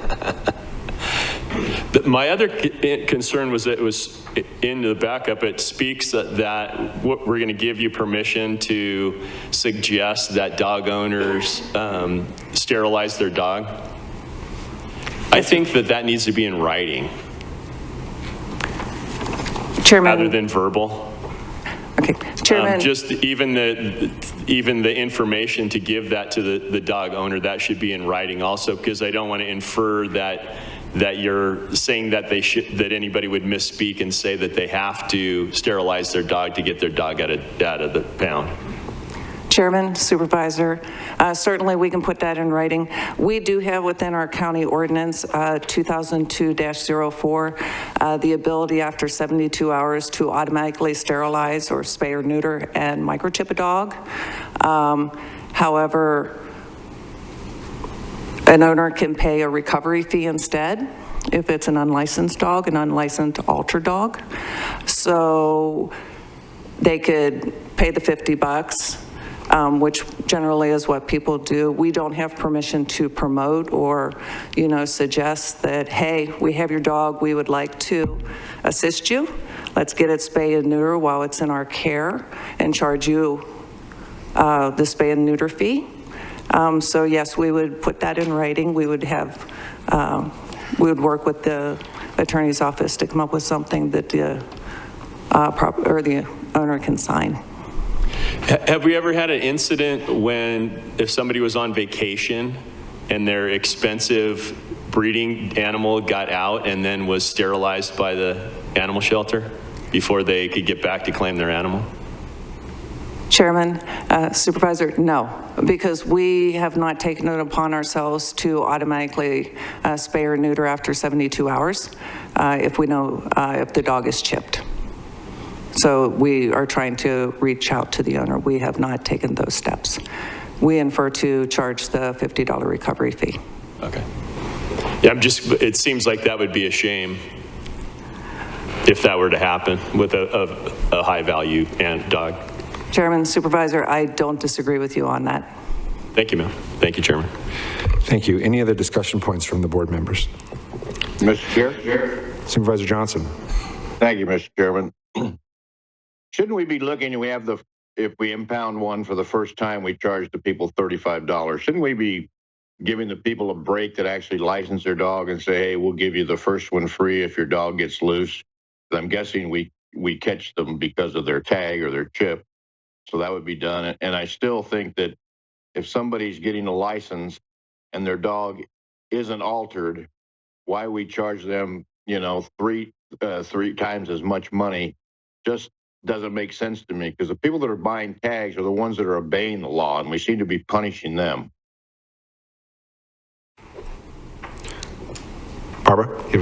Chairman, Supervisor Johnson, I'm not necessarily going to disagree with you on your statements. I believe the idea of charging a non-altered animal higher licensing fee is to incentivize them to get their dog spayed or neutered. I do not know if that works or not works, but as staff, we're happy to go back and revisit and look at some different incentives if you desire for those that are in compliance with licensing, if that's what you would like, Supervisor. Yeah, it just seems to me that if people are taking the time to get their dog registered, and maybe instead of charging them, $10 a year, we go $10 for 3 years or something. But why we charge a different fee just because they haven't been altered? These people are already doing the right thing by coming to us. I don't think they're the ones that are dropping all these animals. And like Supervisor Gould pointed out, if we only have 12 to 1,500 people in the unincorporated areas registering their dogs, those aren't our problem. That's all. Thank you, and thank you, Mr. Chair. Thank you, Supervisor. We have a motion from Supervisor Bishop. Do you want to, does your motion stand, or do you want to? My motion stands, but I would like to make a comment. Supervisor Bishop. So I think the discussion is going to where the majority of the board, and I'm with that majority, thinks that if your dog is licensed and you're in compliance, dogs are going to get loose. They're going to dig under a fence. And I think those situations should be looked at differently than a dog at large that's never been licensed, that's not neutered or spayed, and it's a detriment to society, especially in communities rather than, out on ranches and things like that. So I think we need to look at penalizing those type of situations where the dog has never been licensed and it should have been. So I don't know if this new fee structure could be adjusted and brought back with those items in mind and clarified, where with our hoarding situations and the remote communities in District 4, like Dolan Springs and Chloride, where dogs are routinely running at large, it might help with that situation. So I will amend my motion to continue this until the next meeting and to see if we can take some of these comments into consideration. For that motion, do we have a second? I'll second. You've heard that motion, a second. All in favor, please say aye. Aye. Aye. All opposed? The ayes appear to have it. Do you have it so ordered? Thank you. Thank you. I'm going to move up item 54 so we can get Mr. Ponder on the road if we can. County Manager Elters, item 54. Thank you, Mr. Chairman, board members. Item 54 was on the agenda during the last board meeting. The board had a question or two related to the history of this contract and the venue for the extension, whether it had expired or not. Staff went back, as staff committed to doing, researched the information and provided you a memo to answer the question. And in a nutshell, the contract started in 2017 with a provision in it that said this contract will run for 1 year and in 2018, unless it's renewed or terminated, it would be extended on a month-to-month basis. And we've been operating with that since then. So that was in the memo that was provided to you. And I think that was the extent of questions that the board members had asked for. Are there any questions for County Manager Elters or Mr. Ponder? I do, Hearing- Mr. Chair. Yes, Supervisor Johnson. Thank you. Notice in this contract, it talks about monitor and oppose any legislation, pursue, educate, support legislation, champion Mojave County efforts, et cetera. Is there anywhere in this where it says that the board is going to give direction, or do they just make up what they want on their own there, County Manager?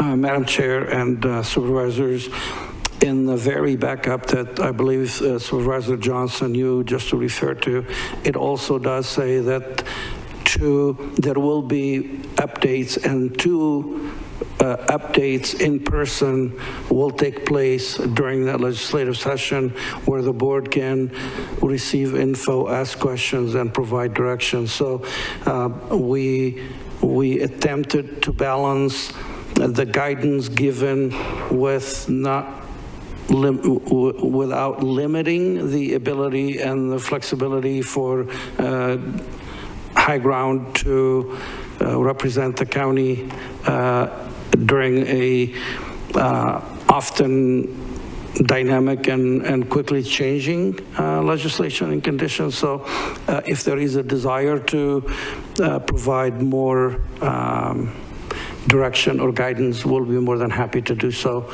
That was our attempt at balancing the two. Thank you.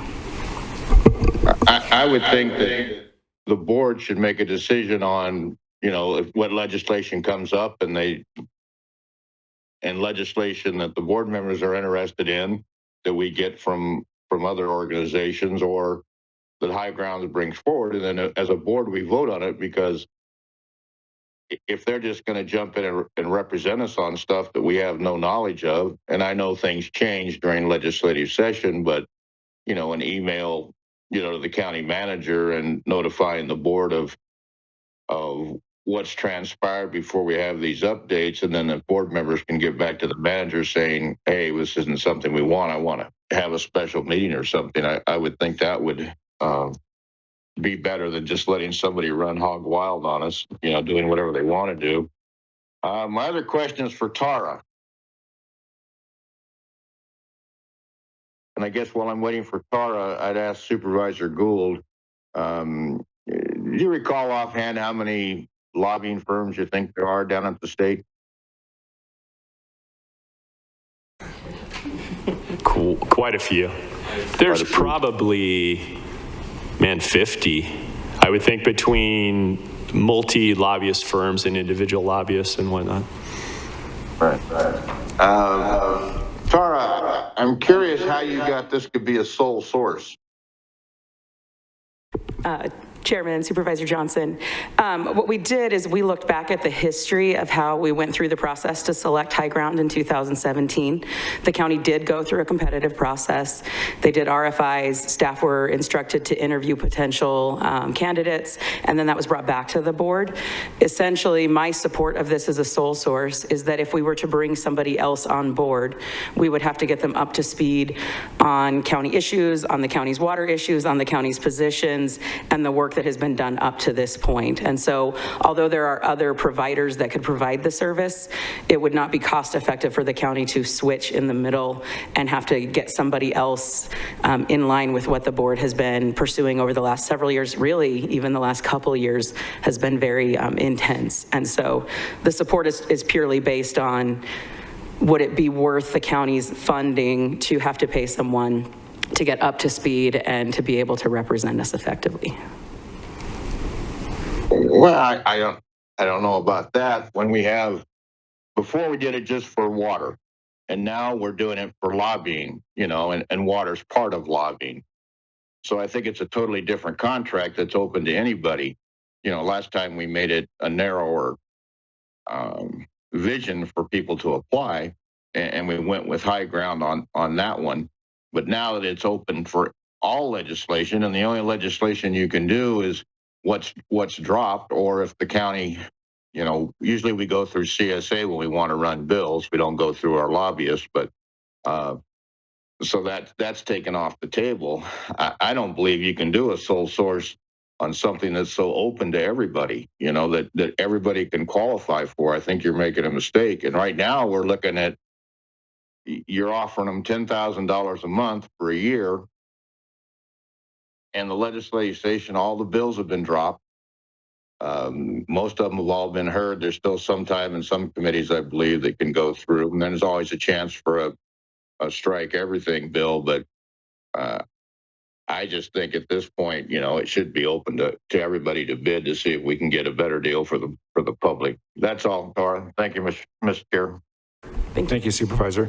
Supervisor Bishop? Thank you, Mr. Chairman. I believe we've been well represented by high ground on our legal issues, but as far as our lobbyists, I don't feel like I'm being kept in the loop. Occasionally, Supervisor Lingenfelter will forward an email, but it's kind of hit and miss. It depends on what he thinks is important to the board, and we all receive those copies. But we really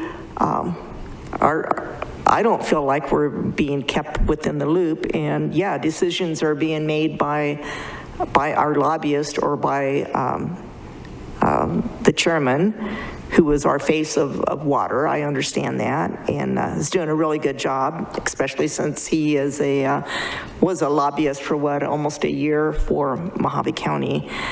I think for $10,000 a month for a year, that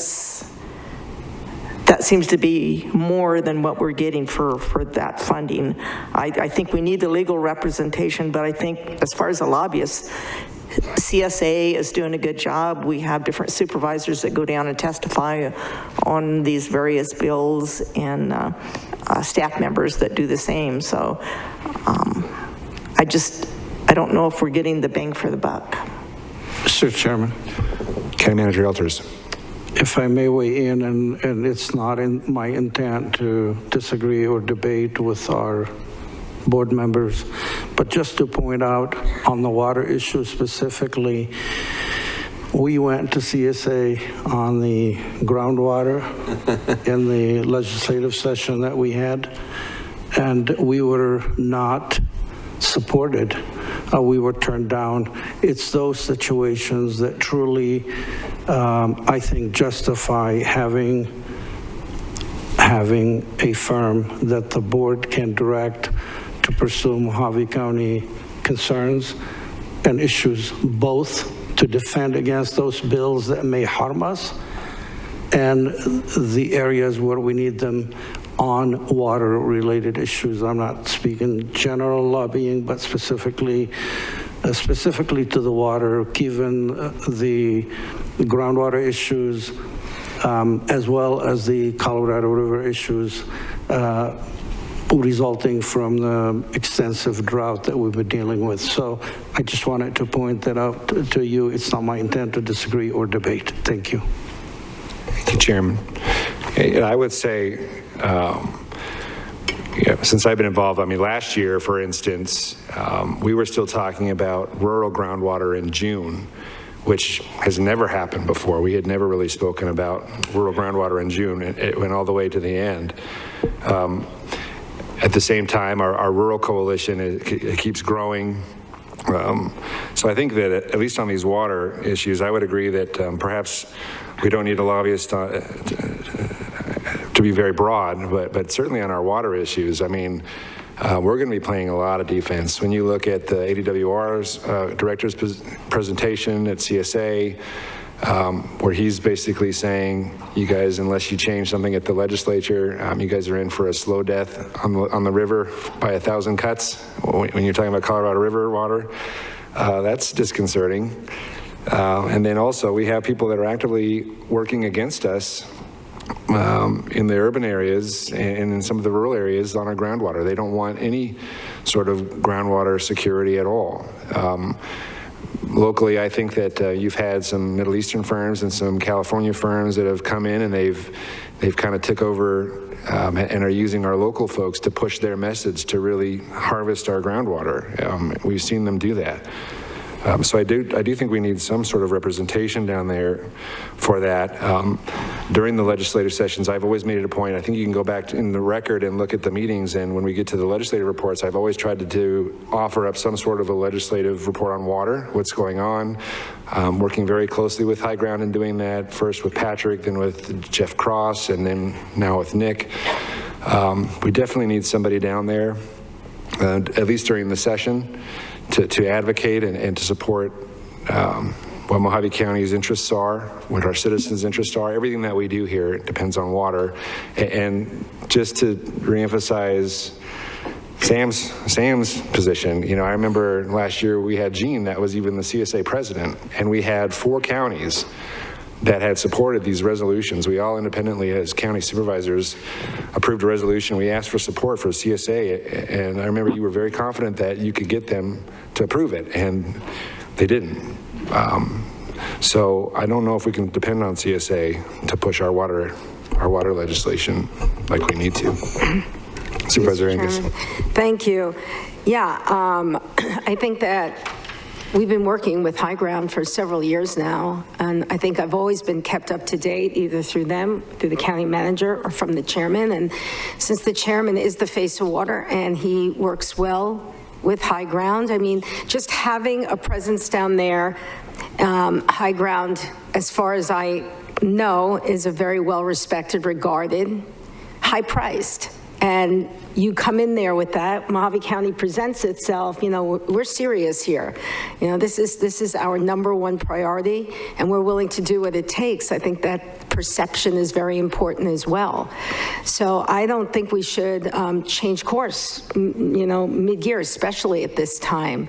So I'm going to support this. Thank you. Supervisor Gould. Thank you, Mr. Chairman. I believe that we need a lobbyist at the Capitol. We can't count on CSA to support our position on this particular item.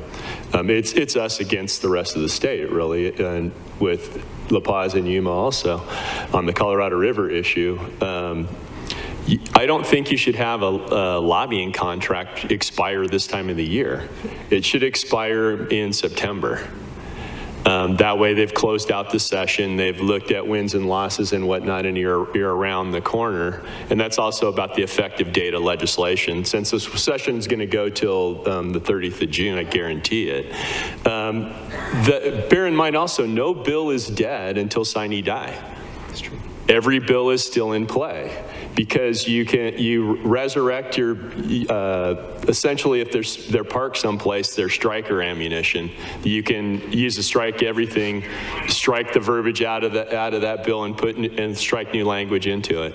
If you get a chairman that's willing to do that, and that's how you get around chairman that wouldn't hear your bill in the first place. That's what that's really about. The issue with Chairman Griffin is everybody's afraid to strike around her. And bear in mind the whole thing is a compromise and a negotiation for positions of power. That's how politics work. That's how it works at the legislature. But we need representation down there. I personally don't think that low bid is the best way to choose professional services. I'd rather have a little freedom in that, because I would rather be able to take a look at results rather than price. I'm a contractor. Low bid is not the best way to choose a contractor either. Whether we're bound to that or not, whether you have to open it up to everybody, or do you come up with some metrics that you actually choose lobbyists with, I don't know. We don't do that with legal services. You know, we don't put outside attorneys out to bid.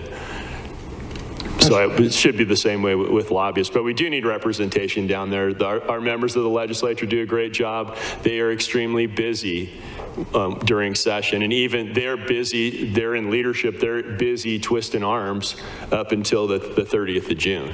So they've got their hands full. They can't, and their interests may not be the same as our interests. I know that when I was in the legislature, my interests were not the same as the Board of Supervisors' interests on a lot of things, because I didn't work for the Board of Supervisors, I worked for the voters. So it's good to have our own people down there. But I think we ought to have that contract expire around September. And if we want to get a weekly or a monthly report from the lobbyist, put that in the contract that we want a weekly report, whether that comes from them to the chairman and then is disseminated out that way, or whether it comes to us directly. If you want it in there, write it up. Hopefully he doesn't have enough time sitting in the lobby to write us a report. You'll have to stay up late at night doing it, because I hope you're not sitting in the lobby or going from office to office. But if we want that, all we need to do is ask for it, I think. Thank you. Thank you, Supervisor. I would say if the contract that we have now would be terminated, I know that our legislative district representatives, their bills on fourth priority water transfers and on groundwater, we'd probably be dead this, it'd be a wrap this session, because we're gonna have to look at some sort of a striker or something like that. I know that thankfully all of our legislators and our senators are vertically aligned with us on water, because we all represent the same citizens and everybody needs water. So, and I know that high ground has been pretty beneficial to them. For instance, Leo Biasucci, who's the majority leader this year, has relied on high ground to try to schedule the last two meetings, big meetings with all of the stakeholders on the groundwater issues. So I think there's benefit in that, certainly. Mr. Chairman. Supervisor, or excuse me, County Manager Elters. May I add just another clarifying comment, which is in the discussion here today, there's been a reference to broader terms and broader lobbying. The contract was awarded in 2017 for primarily water-related issues. We have continued with it. I do not believe we have deviated from that. So it has continued to focus on water and water-related issues, and unless directed otherwise by the board, that's what we will continue with until further discussion. Any other comments? Supervisor Bishop. Thank you. So Supervisor Gold has a good point. This probably is not a good time to do away with our lobbyist down at the Capitol, but I think we should possibly revisit this in September, as was suggested. And personally, I would like to see more communications to the board from the lobbyists so that we know what's going on, rather than just a hit and miss email now and then, or chiming in on these bills and watching what's going on ourselves. So we don't always have the time to do that. So I could support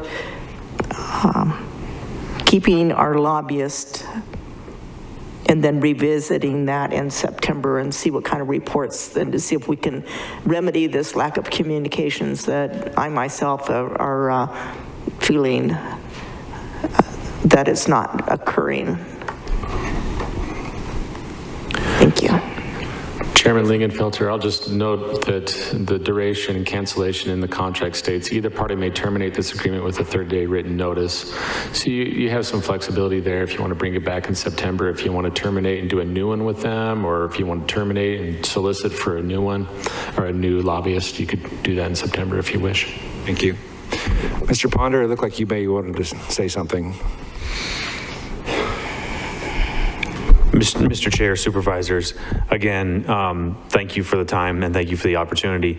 We're happy to accommodate your requests. Just to a comment that you were making, Ms. Bishop, we often avoid emailing everybody at once because we don't want to violate public meeting laws. So typically with our representation of public clients, it often goes either through an individual on the council or the board, or through, more specifically, the manager, who then disseminates that individually to those individuals.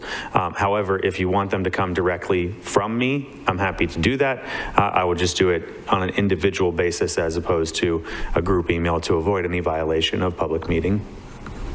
Okay, I would like that. It's a good point, and I think it's more appropriate. I think all of us here are hypervigilant on the whole quorum thing, so to go through the county manager's office, and then the county manager's office could disseminate, which they do now, but on a more frequent basis, perhaps. Thank you. Any other comments from the board? Supervisor Angus? With that, I'm going to make a motion that we approve. For that motion, do we have a second? Second. You've heard that motion and second. All in favor, please say aye. Aye. Aye. All opposed? Nay. Nay. You guys appear to have it? Do have it? So ordered. Thank you, Nick, and safe travels back to the valley. Chairman Lingenfelter, Supervisor Bishop. under this same item, I'd like to make a motion that we revisit this in September. Attorney Esplin, we've had a motion and a second, and it was approved. Are we allowed, under the rules, to take a second motion for consideration? We have to go back for reconsideration. Yeah, what I would prefer, you can bring it separately on your own in September if you wish. I'd rather we go that route rather than have another second motion. You can still bring it back in September if you want as its own item. I would recommend you go that route just to be safe on this. Supervisor Bishop, is that acceptable to you? Sure. Great. I'm going to take a 5-minute break on the request of our clerk. Oh, thank God. We'll reconvene. Let's just say 10:30, or excuse me, 11:30.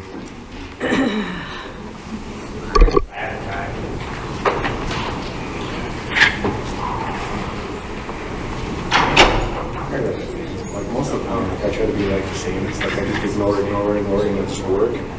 But she's just done it from like day one. I don't get it. Like I don't have any fact. When I first started and was sworn in, I went down to Madison, and she was still under like a threatened group. And I went down and I tried to support her. It's like, hey, why are we attacking Republicans? Republican against Republican. That's why we lose. So I just try to like stay on it. You left it up there, man. Forgot. You know, I always thought I'm here to work with everybody. You know, I want to broaden the tent. That's what we're here to do. We're here to broaden the tent. We're here to be Manager's report, you know, do the citizens' business and is show the best choice, right? after the call of the Democrat. Is that legal? I've been trying to get them to move that. Like you guys have to have it right, where I can comment on where on what, you know, these meetings. And what you guys say. Here, you can't comment on the manager's report, or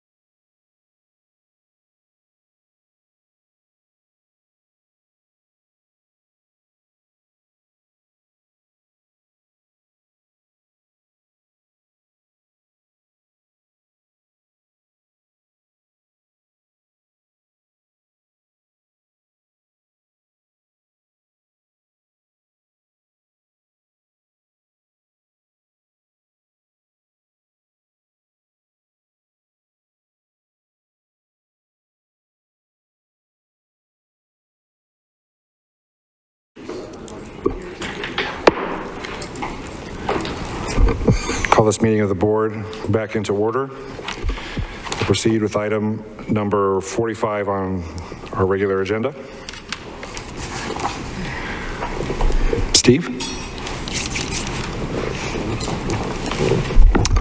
Good morning, Chairman Lingenfelter, members of the board. Item 45 is purely routine. You see Arizona Revised Statutes 11-822 subsection C sets forth that counties shall, and that shall, accept roads that are completed with a new subdivision, provided that they're completed to a county standard. Well, these roads within Surbat Vista's Track C and D were completed, and the board did release the assurances back in 2020 and 2021, I believe. And at that time, Public Works should have put language in the acceptance that just as a formality to indicate that the road shall be taken in for county maintenance. See, we like to see that language just because then we turn around and make these roads part of our HERF report, our annual report to the state. So long story short, this is just a formality that the board accept these streets in for maintenance because actually statutorily they shall be accepted already. Thank you, Steve. Any comments from the board or looking for a motion? Chairman Lingenfelter, I'll make a motion to approve. Second. You've heard that motion in second. All in favor, please say aye. Aye. All opposed? Ayes appear to have it, do have it, so ordered. Item 46, Steve? Chairman Lingenfelter, members of the board, this is just an accept and refer to Public Works of a petition to establish a 1 mile segment of South Papago Road in the Golden Valley area for maintenance. But right now, this is just at the petition stage. So we're just requesting the board acknowledge and refer the matter to staff for future consideration, of course, inspection, and recommend we would bring the item back to the board if in fact the petitioner did improve the road. Okay, thank you, Steve. Mr. Chairman. Supervisor Gould. Thank you, Mr. Chairman. Director Latosky, is there somewhere we can find the rules for the standards of a county highway? Yes, Supervisor Gould, we actually have posted on our Public Works website, if you navigate to the engineering division, we actually have a special tile or section on road petitions. We detail both the county highway process, establishing a county highway, as well as the standards set for developing roads with tertiary or regular maintenance standard. Great, thank you, sir. Thank you, Chairman. Thank you. Looking for a motion? Chairman Lingenfelter? Supervisor Bishop? This is in my district, and I'm going to stay true to my stance in the past. County highways are typically approved for significant roadways that lead to something that the community might use, like a recreational area or a school or something more than just a residential street. This is absolutely just a residential street. I think if we acknowledge and refer this to Public Works, it's setting false expectations that we might declare this a county highway. It truly does not meet the criteria for county highways, and so I'll make a motion that we not approve. Thank you. You've heard that motion. You've heard that motion in second. All in favor, please say aye. Aye. All opposed? You guys appear to have it. Do have it. So ordered. Item 47, Director Latosky. Chairman Lingenfelter, members of the board, this item concerns the Golden Valley Improvement District water system, and we actually have an adjacent property on the northerly boundary of the GVID water system off of Chinley that desires to join the district for purposes of having water service from GVID. So, as per Arizona Revised Statutes, the process would be that the board can consider adding this property if they so desire to GVID for future water service. The property owner would have to obtain at their own cost and allocation, and of course, pay all the fees to connect to the GVID water system. Comments or questions from the board? Mr. Chairman? Supervisor Bishop? Motion to approve. Second. You've heard that motion in second. All in favor, please say aye. Aye. All opposed? The ayes appear to have it, do have it, so ordered. Item 48, Director Smith.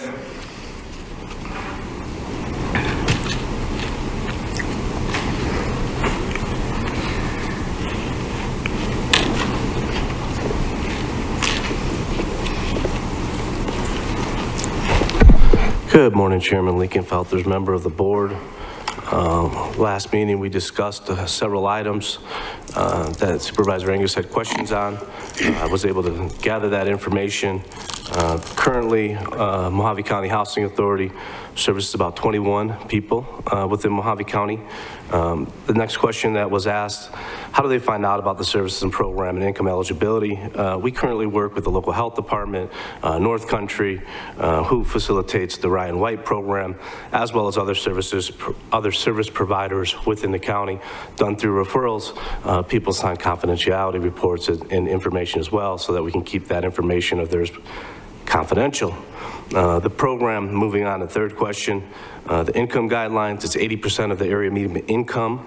The fourth question, how much actually goes to those who need it? And actually here, the program could collect 8% administration fees. Proud to report Mojave County Housing Authority only accepts 7% of that, and the rest goes to the community to service the needs of the community. 5, prevalence of this, and I reached out to Dr. Kingsley from Mojave County Housing Health Department. He shared some numbers with me, and I'll just go through those a little bit. This is Arizona State reporting to us. 2017, there was 308 prevalences of this. In 2023, it's gone up each year continuously, was 323. If you look back, just as a state, just to give you the state total numbers as well for prevalence, in 2020, there was 18,975. In 2021, there was 19,435.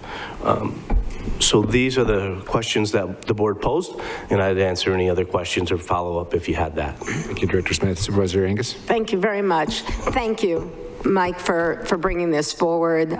You answered the questions, you sent it out to the board, and I thank you. I also went into the community and asked my friends who work with that population, and unfortunately I heard things that were very unfortunate. The numbers have gone up. We're seeing it because of the rise in drug use, the man-made fentanyl crisis.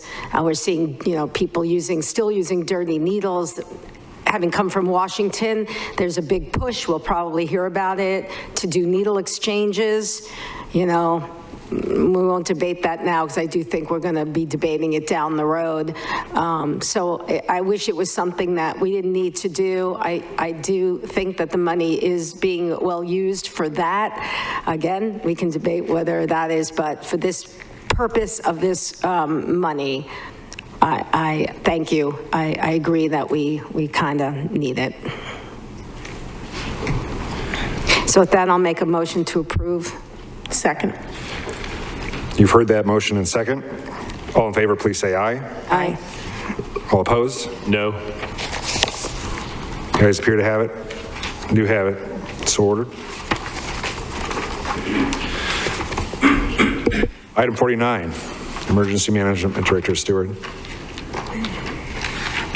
Chairman Lingenfelter, Supervisors, this item is essentially to approve a formal volunteer policy for Mojave County. It essentially memorializes what is in place already, the procedures we've followed for many years in getting getting volunteers on board in the various departments. So this just essentially makes that official and designates certain officials to, on your behalf, to authorize individual volunteers to be county volunteers.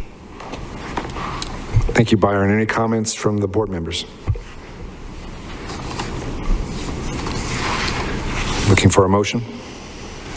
Motion to approve. Second. You've heard that motion and second. All in favor, please say aye. Aye. All opposed? You guys appear to have it? Do have it, so ordered. Thank you, Byron. Thank you.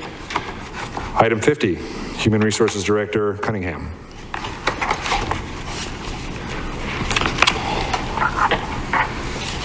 Good morning again, Chairman Lingenfelter and Supervisors. Director Cunningham is out of office, so I am here in his place. This item is a continuation from last meeting, and this is, we're looking to have an approval of the proposed changes and any additional modification that the board sees fit to make regarding the Mojave County Employee Benefit Trust document. It was originated in 1990 and has not been updated since then. So our changes are looking to clarify the purposes, structures, and duties of the Board of Trustees, streamline the ARS regulations and language used, and it will make the county manager a voting member of the MCEBT Board of Trustees. I do have Aaron Collins from the Gallagher team with us, given that he has been part of this since the beginning, and also Deputy County Attorney Esplin is pretty well knowledgeable in this too, but we're here to answer any questions. Great, thank you. Comments and discussion from board members? Supervisor Angus? Thank you. I've been the chair of this trust for 10 years or so, and it's always been well run, but since the beginning, I kept hearing of how old our trust documents, and they had to be redone, so I'm glad that before Mr. Collins goes on his way into retirement that we now have this. But would you just give a very brief overview about the major changes and why we had to do this? Thank you, Mr. Chair, Madam Supervisor Angus. The original document, frankly, is pretty involved, and it's got some, in all candor, it's got some really odd provisions. One of the issues that these documents strike is the balance between the Board of Supervisors and the Board of Trustees. And it is intended in the broad scope of that statute to provide some checks and balances for each other. And just to give that a quantifiable image, you don't want a rogue Board of Trustees adopting benefits that create liability for the county when you are the elected representatives of the people of the county. Conversely, we've seen where elected boards have not funded the trusts, so they've tried to kind of, frankly, run them irresponsibly. The current language, I believe it's section 3.7 in that trust document, just the most point I can put on this, leaves the sole and exclusive authority for benefits determination to the Board of Trustees. So it really does not strike that balance in any way. The document that we produce here with help from council and staff is based on a model we've used for about the last 20 years, very evenly balanced, and it leaves those two. So essentially the board of trustees is subject to override by the Board of Supervisors in the event they were to go rogue. But flip side, were the board to not fund the trust, to start running it in the ground, they could actually initiate their own action to enforce the funding. And you're correct, Supervisor. I have been involved with this, and I've been up here a number of times basically crediting the board and the Board of Trustees and the staff. Mojave County has probably the best funded trust that we work with in the state that we've worked with in 30 years. It's not overfunded, not underfunded. It strikes the balance. And I think that's because there's been a very collaborative process between the board in spite of that language in the existing trust document. So we got rid of that type of language, we struck the balance, and we actually just cleaned it up to get it to comport to the statute as it reads today. I would suggest 7, 8 years, look at it again. Don't let it go 30 years, 32 years without a revision. So again, I think I really appreciate all the help from staff in getting this done, because we're able to kind of go back and forth, all in writing, great technology, and work collaboratively to get that done. Thank you. We do have a very dedicated Board of Trustees that meets several times a year in our annual meeting, asks great questions, and does its job soberly. We can't always get what we want, but we try to make it fair to all of the players, and especially the taxpayers as well. So thank you for your leadership. I'm always happy to hear that we're the best funded in the state. Makes my heart proud, because, and that has a lot to do with the leadership from you, Erin, and your group. So thank you very much. And we look forward to going into the new leadership over there. And if they're half as good as you, we'll be fine. Thank you. And for the record, I'm not dead yet. I'm still here. And I'm actually leaving August 31st. And what they're doing is they're moving a replacement from Denver, who has frankly, candidly, a fantastic background, 100% public sector practice, experience in Arizona, background in math and finance. I'm working with him now to bring him up to speed. And then Amanda Weaver on my team and Missy Jensen are unmoved, unchanged. So we've got the continuity and that institutional knowledge of where the plan has come from and where it's gone. Thank you. Any other additional comments or discussion points from the board members? Hearing none, I'm looking for a motion. Mr. Chairman, I make a motion that we approve. Second? You've heard that motion and second. All in favor, please say aye. Aye. All opposed? Ayes appear to have it. Do have it so ordered. Item 51, Financial Services Director Morian.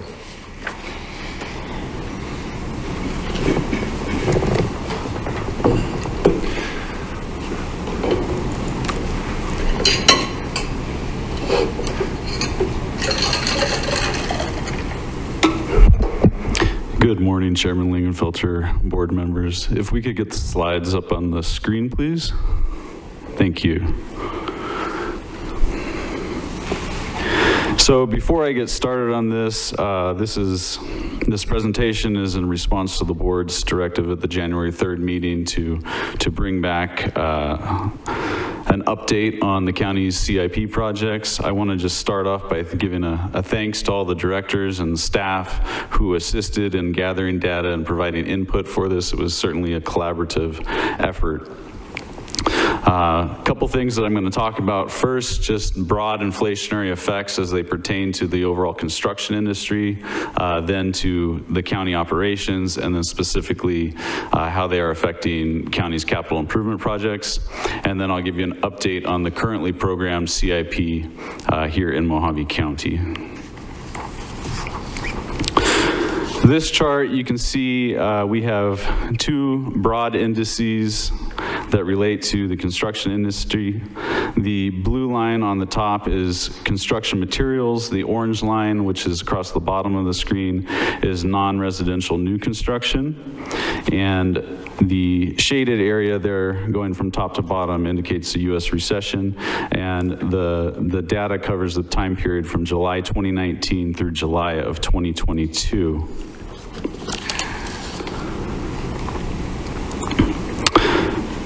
So that top line, the PPI construction materials, represents or shows a 39% increase since July 2019. The PPI for non-residential building construction had a 37% increase over the same time period. And the National Highway Construction Cost Index, and I got this data from our Public Works Director, the NHCCI has a 30% increase in that same time period. And so that measure is the average change over time of the prices paid by state departments of transportation for roadway construction materials and services.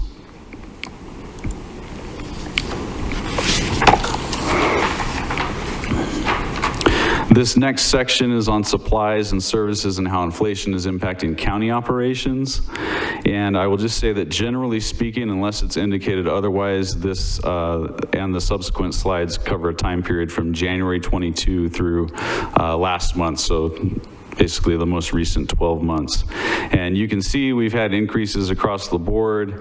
On average, we've seen about a 20% increase in the cost of office supplies.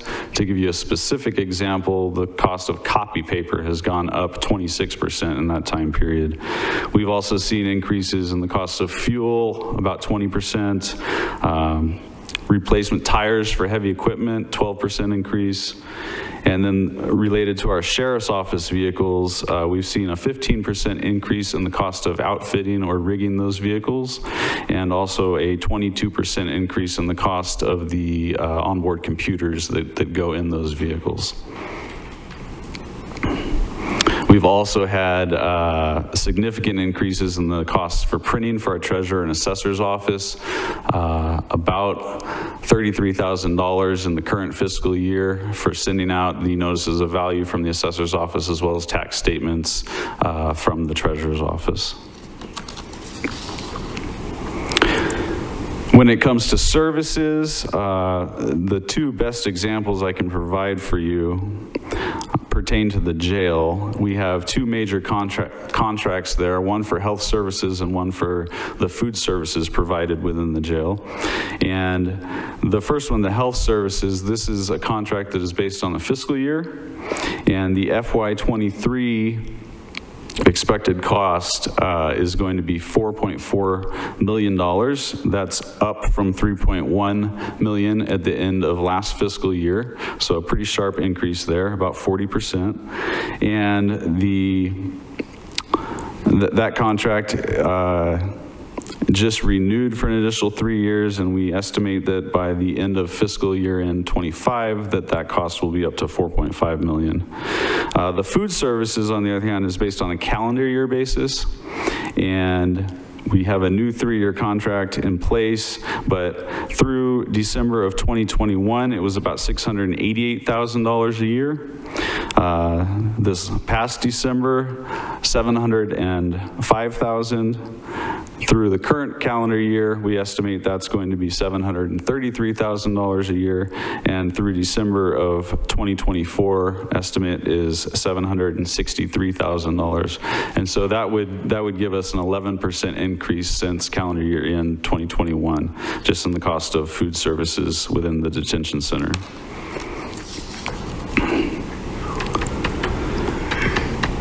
The last category here is just how inflation has impacted our supply chain. And you can see on the screen, there's a couple of different factors there, but as it pertains to CIP, we've seen increased lead times, especially in electrical components, extremely long lead times, some up to 84 weeks, but on average about 46 weeks or 10.5 months for a lot of electrical components. Some components are back ordered with no delivery date, so an indefinite back order due to ongoing chip shortages that are chips that are part of those components. We have HVAC components, average lead time of approximately 35 weeks or 8 months. And vehicle orders in some counties around the state have actually been canceled due to lack of availability of vehicles. Hasn't happened to Mojave yet, but it's something that our Public Works Director is certainly keeping an eye on. And so all of those different factors certainly have an effect on the capital projects that we have going on around the county.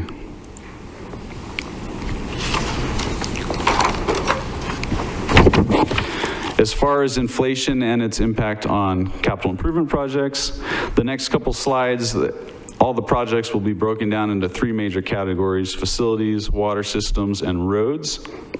But I will just say that most estimates, engineering estimates or bids that the county has actually received have come in over budget. And when you consider those increases we looked at on the previous slides with those 3 major indices, remember we had a 39% increase in materials, 37% increase for the cost of new construction, and a 30% increase in the cost of highway construction. So those are all playing into our current projects. And we've also had several projects where we solicited and had absolutely no response. So nobody showed interest in the projects, which is also a problem.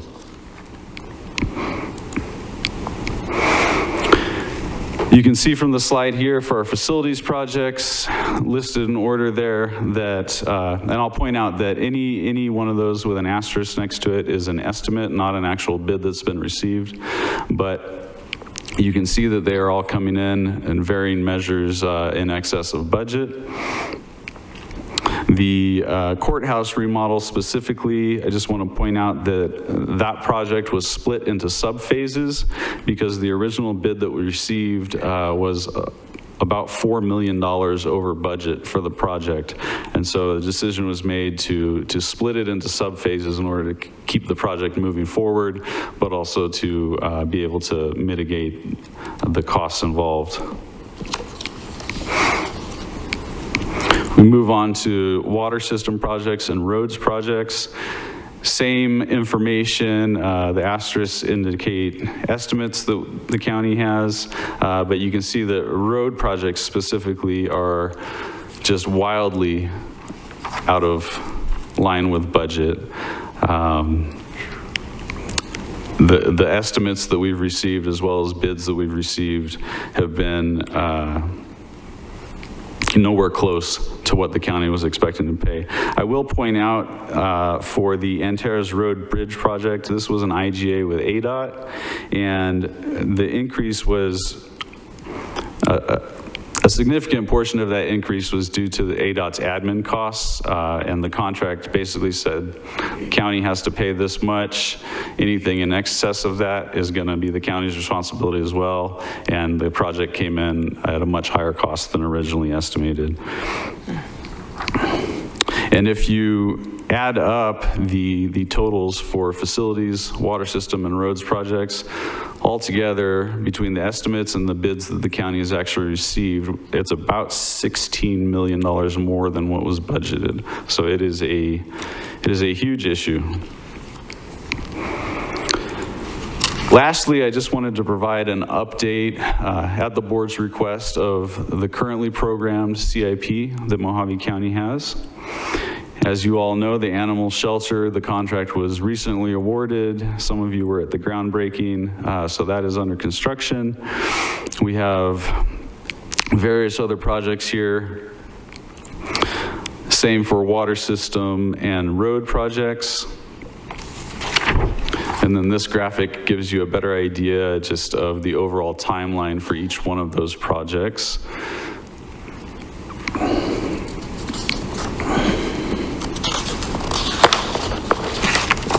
I will point out there's a few projects from previous slides that are not listed in this graphic, most notably the sheriff office substations in Mojave Valley and Lake Havasu, and the morgue.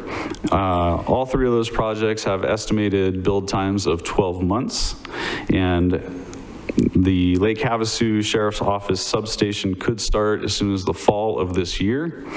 The Mojave Valley substation and the morgue are more likely in mid-2024. And then also not shown on here is the GVID well number 3 project. That is one of the projects that the county did not receive a bid on.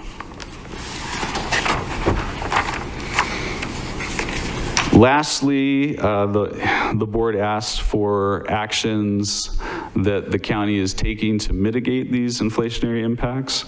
And so there's really two categories. One would be looking at projects when we receive bids that are in excess of budget and doing a value engineering.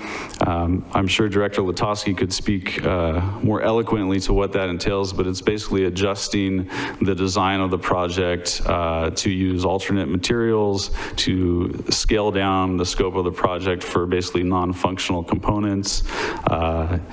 You know, if there's excess landscaping to pretty up a site, you know, maybe that's something that doesn't exactly add function, and so scaling back on those components of the projects.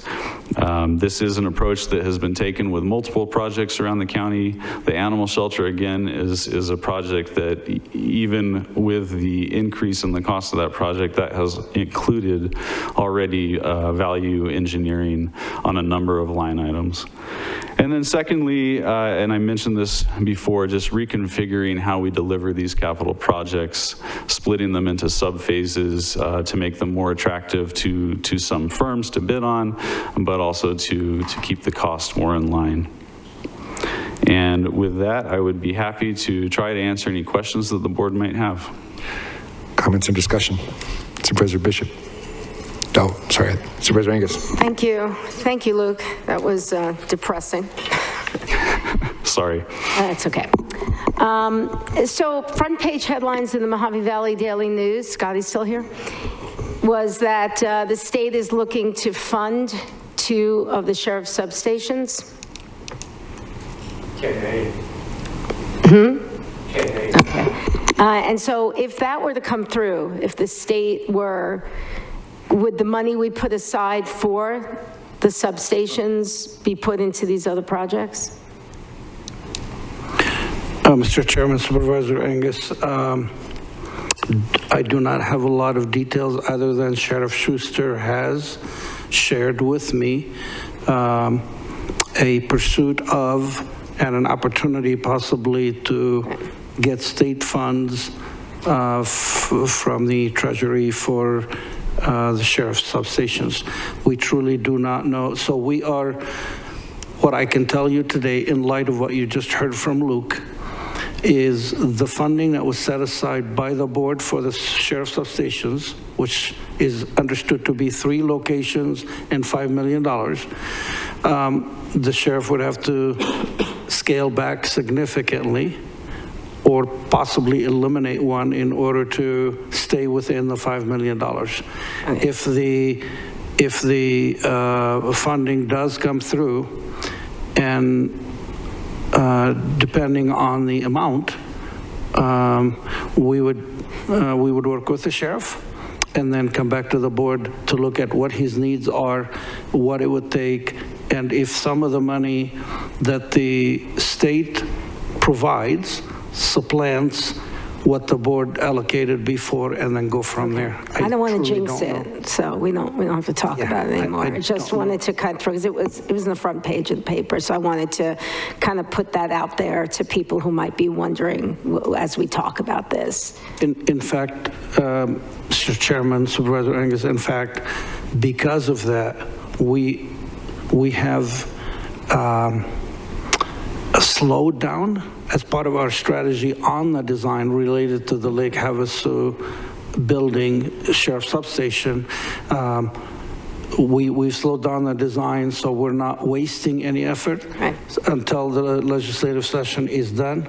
So we know what, if any, and how much we're going to get before we proceed. Right, thank you very much. Yeah, that would be a huge help for us, obviously. So again, I don't want to jinx it. We'll hopefully talk about it another time. Thanks. Other comments or discussion points from the board? Luke, I just want to say thank you for your presentation. It's pretty sobering to see just how diluted the county's purchasing power has become. I mean, we're not the only one. Every single public agency is affected by what's going on nationally with inflation.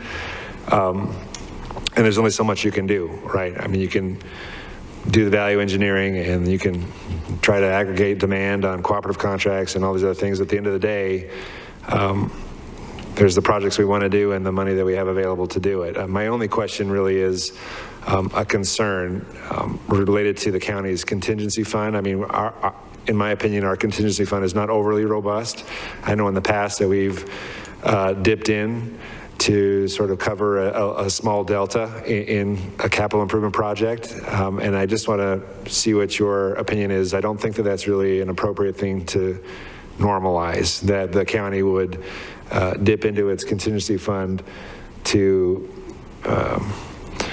make sure that these capital projects go forward. Because in my opinion, the contingency fund is really to guard yourself against a recession and, you know, declining revenues. Chairman Lingenfelter, I would agree with you that is not a habit that we want to get into using as a normal practice when a project comes in over estimate or over budget. Mr. Chairman. County Manager Elters. Thank you, Mr. Chairman and board members. To add to what you heard from Luke, in what was presented to you today is this strategy of bring every project to the board, get a decision before we go to the next one. So we have a timeline in place that consists of advancing the Legal Services Center, waiting for bids to come in, bringing it to the board, making a decision, knowing what risk or exposure there is before we proceed to the next project, which is the Law and Justice Center Phase 2. We intend to move that forward as soon as the board awards and we know what the impact is. So we're trying to use the analogy of an apple bite, take a bite, chew it, swallow it, before we take another bite, just to ensure that we're not exposing the general fund or the contingencies any more than what the board has comfortably wanted to do. And so we continue to manage and live within our means. Thank you. Any other comments from the board? Mr. Chairman. Supervisor Gould. Thank you, Mr. Chairman. It's interesting that the consumer price index, I believe, is 6.8% or somewhere around there, but yet we're seeing inflation numbers 4 times that. Supervisor Gould, my understanding is that a significant component to the fact that those two indices are not aligned is that the labor shortage is really affecting the construction industry more than other industries. If you ask around town with builders, I think they'll tell you the same thing. They're just having trouble finding skilled labor as it relates to construction. So it's having just a larger increase on the construction industry overall, and obviously that's a significant component of any of these projects. Yeah, my comment was not that I disbelieve your numbers. My comment is that I disbelieve the consumer price index. I have more faith in your numbers. Thank you, sir. Appreciate it. Thank you, Mr. Chairman. Thank you. Thank you, Luke. I don't think there's any action that's required on this, so we'll go ahead and move to item 52, which is also yours, Director Moran. Thank you, Chairman Lingenfelter, members of the board. This is similar to an item that was brought before you several months back. The ongoing opioid litigation, there have been 5 additional settlements that have been drafted, and sent to us, to Mojave County, and to all the other participating local governments to examine and to opt in as to whether or not we want to participate. And I'll just give you some numbers before I get into those. So the 2 settlements that the county already has opted to participate in were the distributor settlement and the Janssen or Johnson & Johnson settlement. And so those 2 settlements in total, the Mojave County share of those is estimated to be just over $5 million. To the county and the other participating cities within Mojave County, it's about $8 million. The distributor settlement was over 18 years, the Janssen settlement over 11 years, and we've received the year 1 and the year 2 payments for both of those 2 settlements, and we've distributed the city's portions to Kingman, Bullhead City, Lake Havasu City, and the town of Colorado City. So these 5 new settlements, these are for Walmart, Teva, Allergen, CVS, and Walgreens. And in total, for Mojave County only, so not even including the cities within Mojave County, we're estimating that this will be about another $7.5 million. They range in duration from 6 years to 15 years.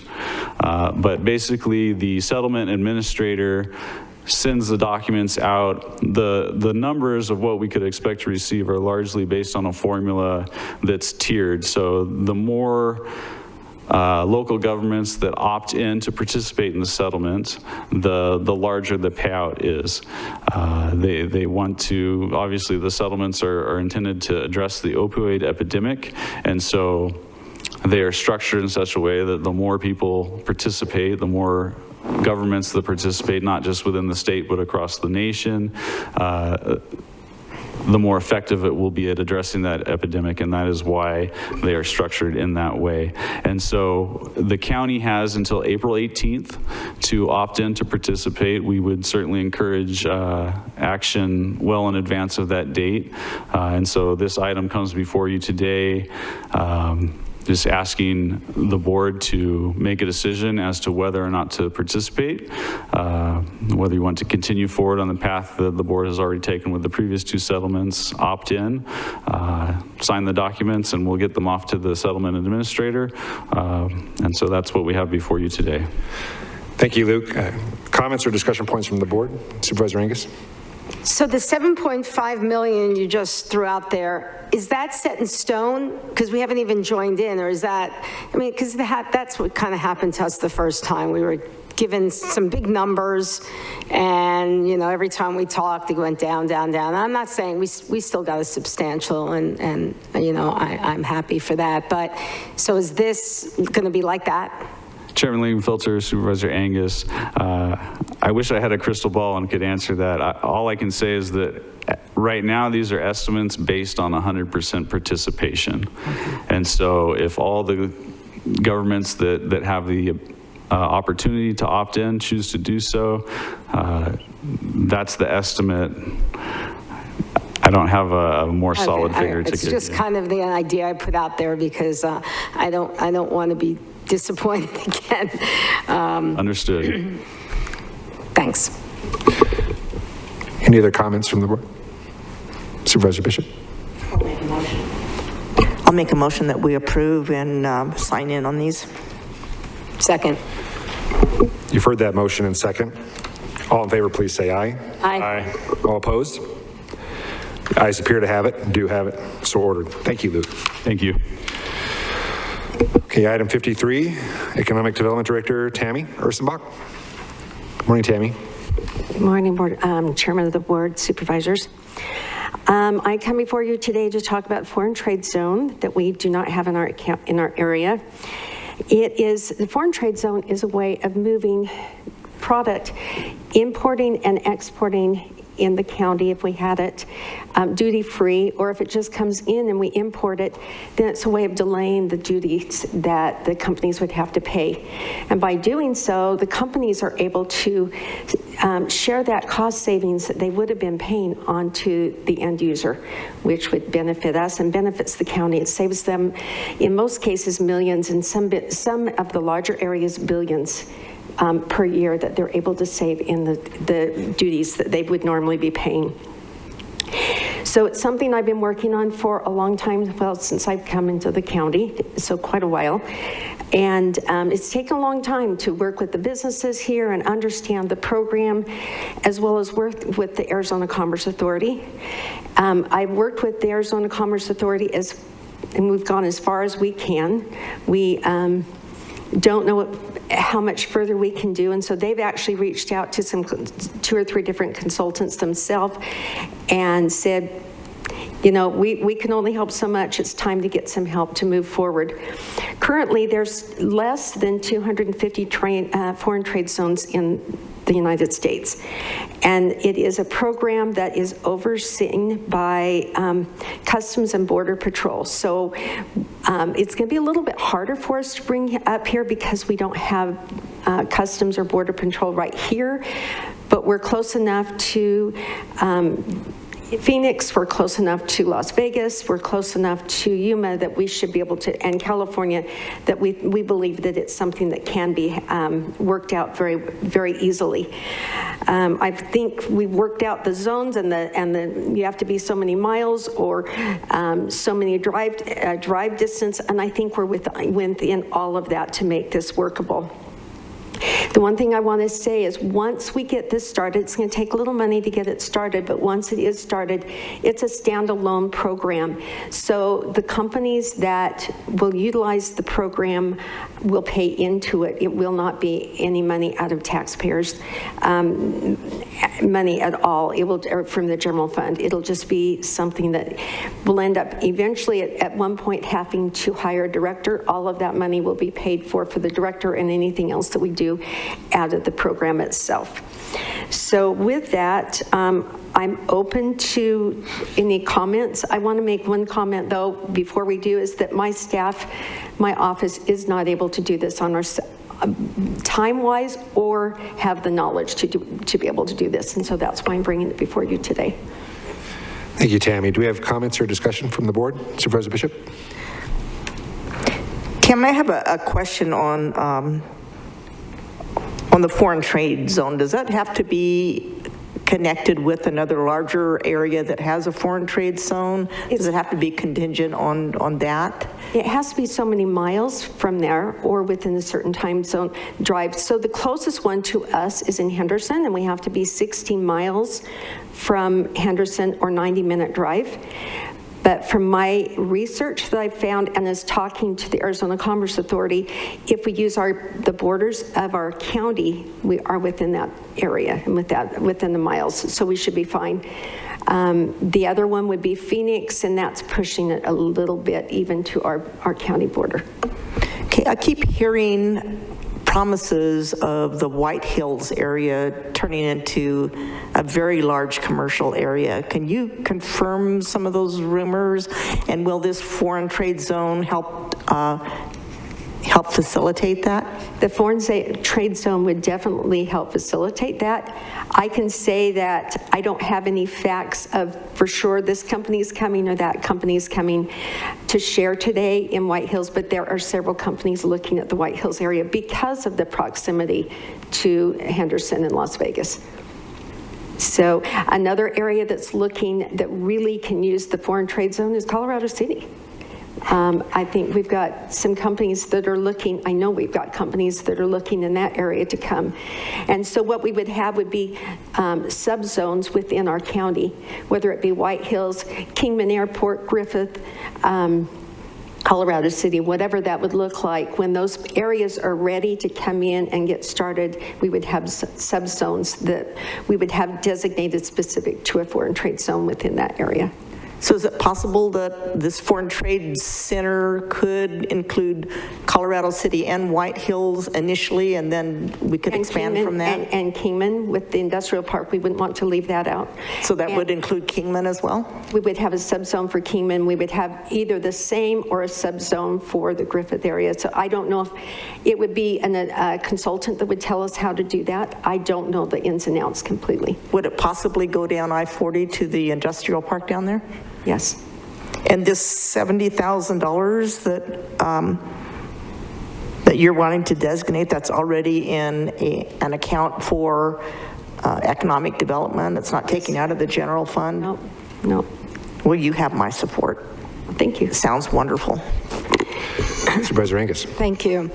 Who else are stakeholders in this to develop it? My only experience with this was I was called to a meeting many years ago, actually in Needles, California. They wanted to become this foreign trade zone, and it was pretty contentious. I mean, the railroad was actually the blocking point of it. So who else besides us would be involved in this? Who would have to sign in or buy into it?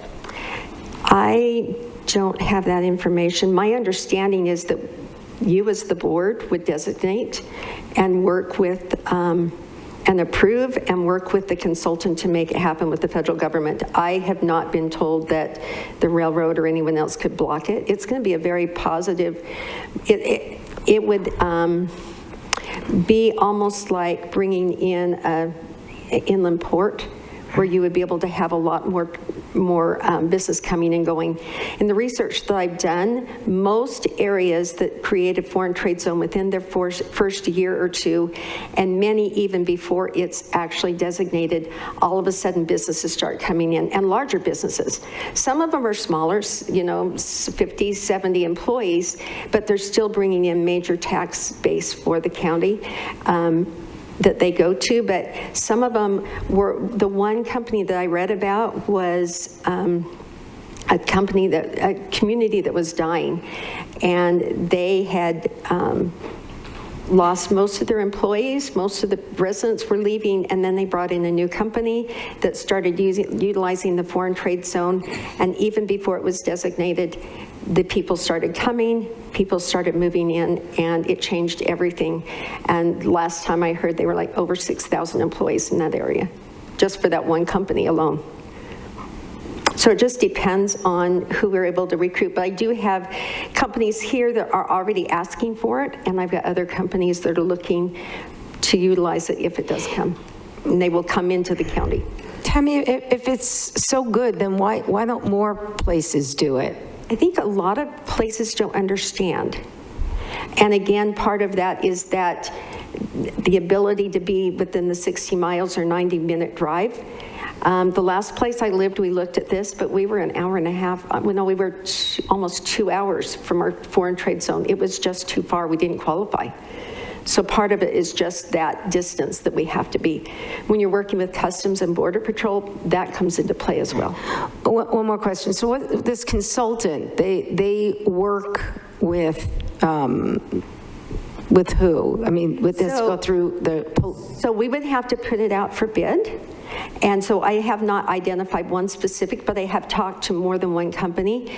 And the ones that I have spoke to have already been successful in bringing in more than one foreign trade zone. And the one I spoke to, I think, has brought in 6 or 7, a lot. And one of them was one of the largest in the United States. So somebody that's got the experience, has the contacts in DC, understands how to make it work. I just don't have that knowledge. I'm first to say I know certain things, but this one's a little out of my box, and I'm okay with that, because that's what we pay consultants that have that expertise that I don't. Thank you. Any other comments or discussion? Supervisor Gould? Thank you, Mr. Chairman. So Tammy, the concept of the foreign trade zone is that the duty doesn't get paid until the product moves back out of the foreign trade zone? So the duty doesn't get paid if you bring a product in and you change it into a different product and then you ship it out of the country, there's no duty. It's duty free. Interesting. If you bring a product into the country and then it sits in the foreign trade zone for a certain time period, there's no duty until it leaves somewhere else in the United States.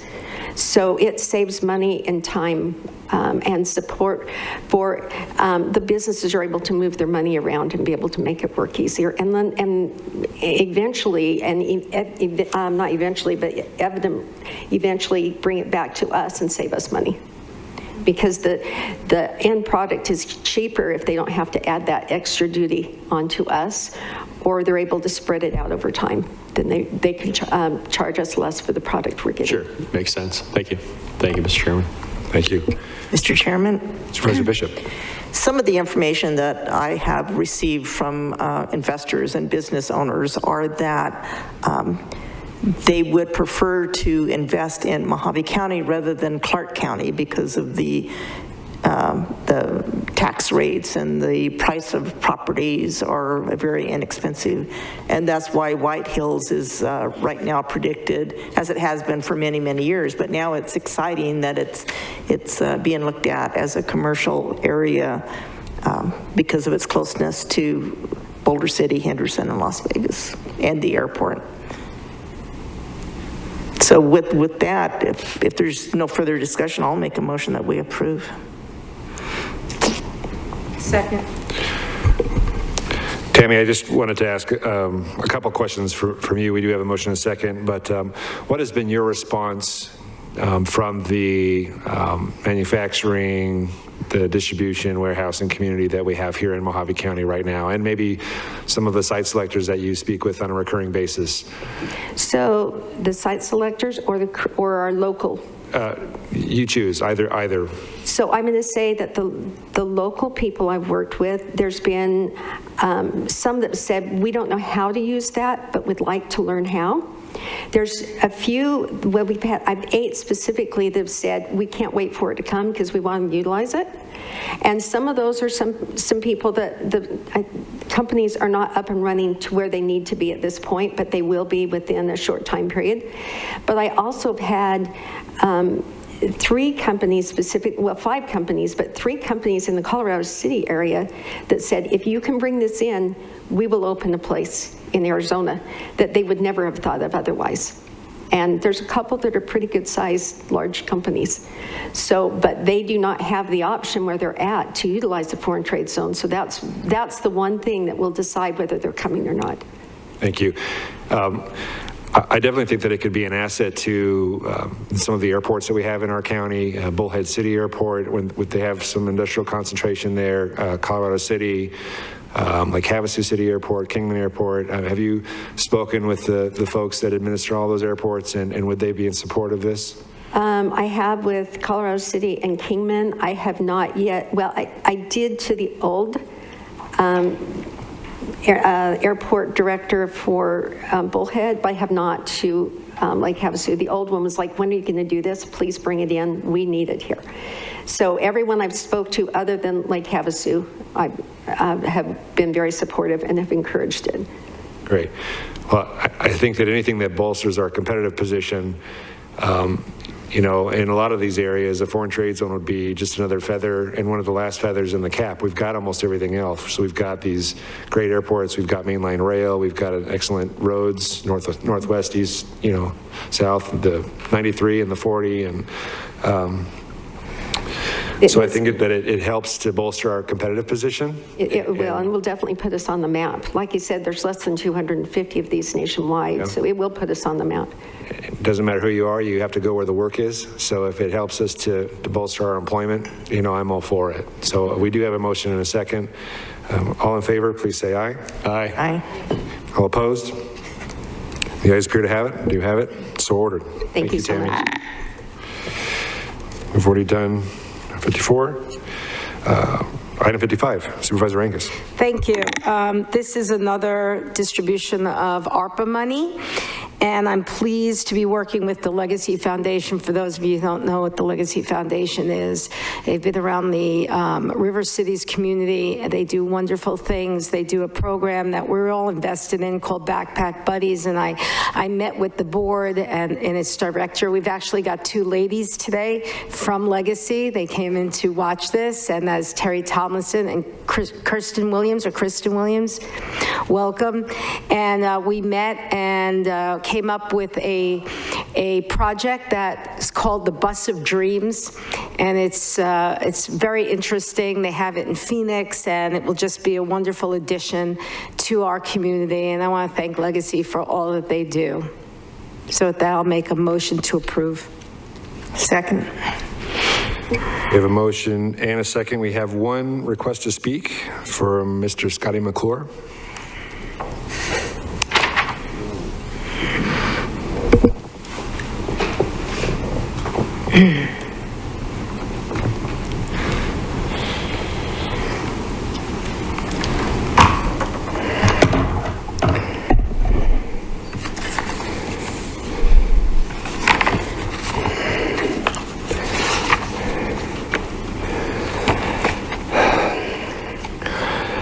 Hildy, I'm sick and tired of this Legacy Foundation screwing things up in Bullhead, especially what they've done with that homeless shelter up there.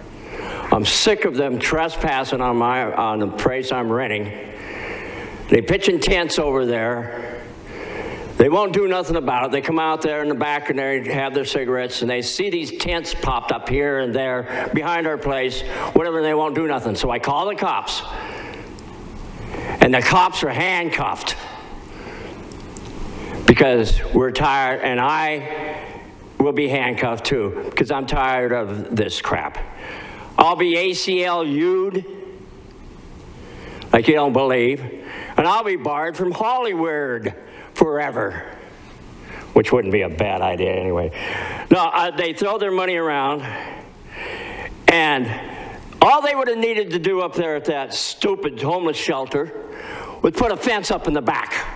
We spent over $4,000 up there, putting a little fence up 150, 200 feet, $4,000. My rent's gonna go up because of this. Now, where all these people have been camping, they're gonna send code enforcement down there and send us the bill.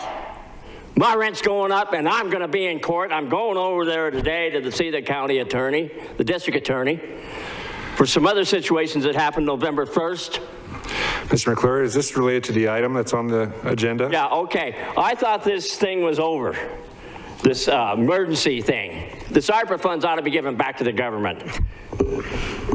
Scotty, come talk to me in my office, and we'll talk about the situation that you were just discussing. Well, this is supposed to be for an emergency fund. Well, and they're going to put wrapping around this bus. They could buy another 1,000 pairs of socks. It's going to cost 10 grand to wrap that bus. This is what they do, and then they pat themselves on the back. Oh, I'm great, put my picture in the newspaper. I'm sick of them. So they did the same thing down at Rotary Park. They put up flagpoles. They're not lit at night. They're too close together. They need to move the American flag out. And I've been to the Parks and Recreation. I know I'm going off of this again. Yeah. Right. I'm sick of them. That have anything to do with my tax money. All right. It's Marxist money. Thank you, sir. Appreciate it. We have a motion and a second on the floor. All in favor, please say aye. Aye. All opposed? Ayes appear to have it. Do have it. So ordered. Item 56, Supervisor Angus. Thank you. A while ago, when we first were allocated this money, administration came to us and said that there'd be a cost to administer, like all these grants that we get. We keep hearing about the percentages that we give over for the administration. Some we think is too much. But because this was a new program, and I don't think any of us realized what it would entail, we see now, almost a year later, how much work the staff puts in. I was talking to some people within the administration about the zero-based budgeting and what that would mean, how much more work. And then I was told, you know, the thing that really is the most time-consuming is these ARPA projects. And I have probably in my district the most ARPA projects. I have, you know, several smaller ones, and I know, and I just know because I'm involved in each one of them and from start to finish, just how much time this takes. So I did not think it was unreasonable to allocate some money back to the county for administrative costs, and that is what this is. It's the amount is $164,855, or 2% of the allocation. So with that, I'll make a motion to approve. Second. You've heard that motion and second. All in favor, please say aye. Aye. All opposed? You guys appear to have it. Do you have it? So ordered. Item 57, Supervisor Bishop. All I can say to this item is ditto, ditto, ditto. What Hildy just said, I can repeat, and I'll make a motion that we approve. Second. You've heard that motion and second. All in favor, please say aye. Aye. All opposed? You guys appear to have it. Do you have it? So ordered. Anything else for the good of the order? Hearing none, we are adjourned.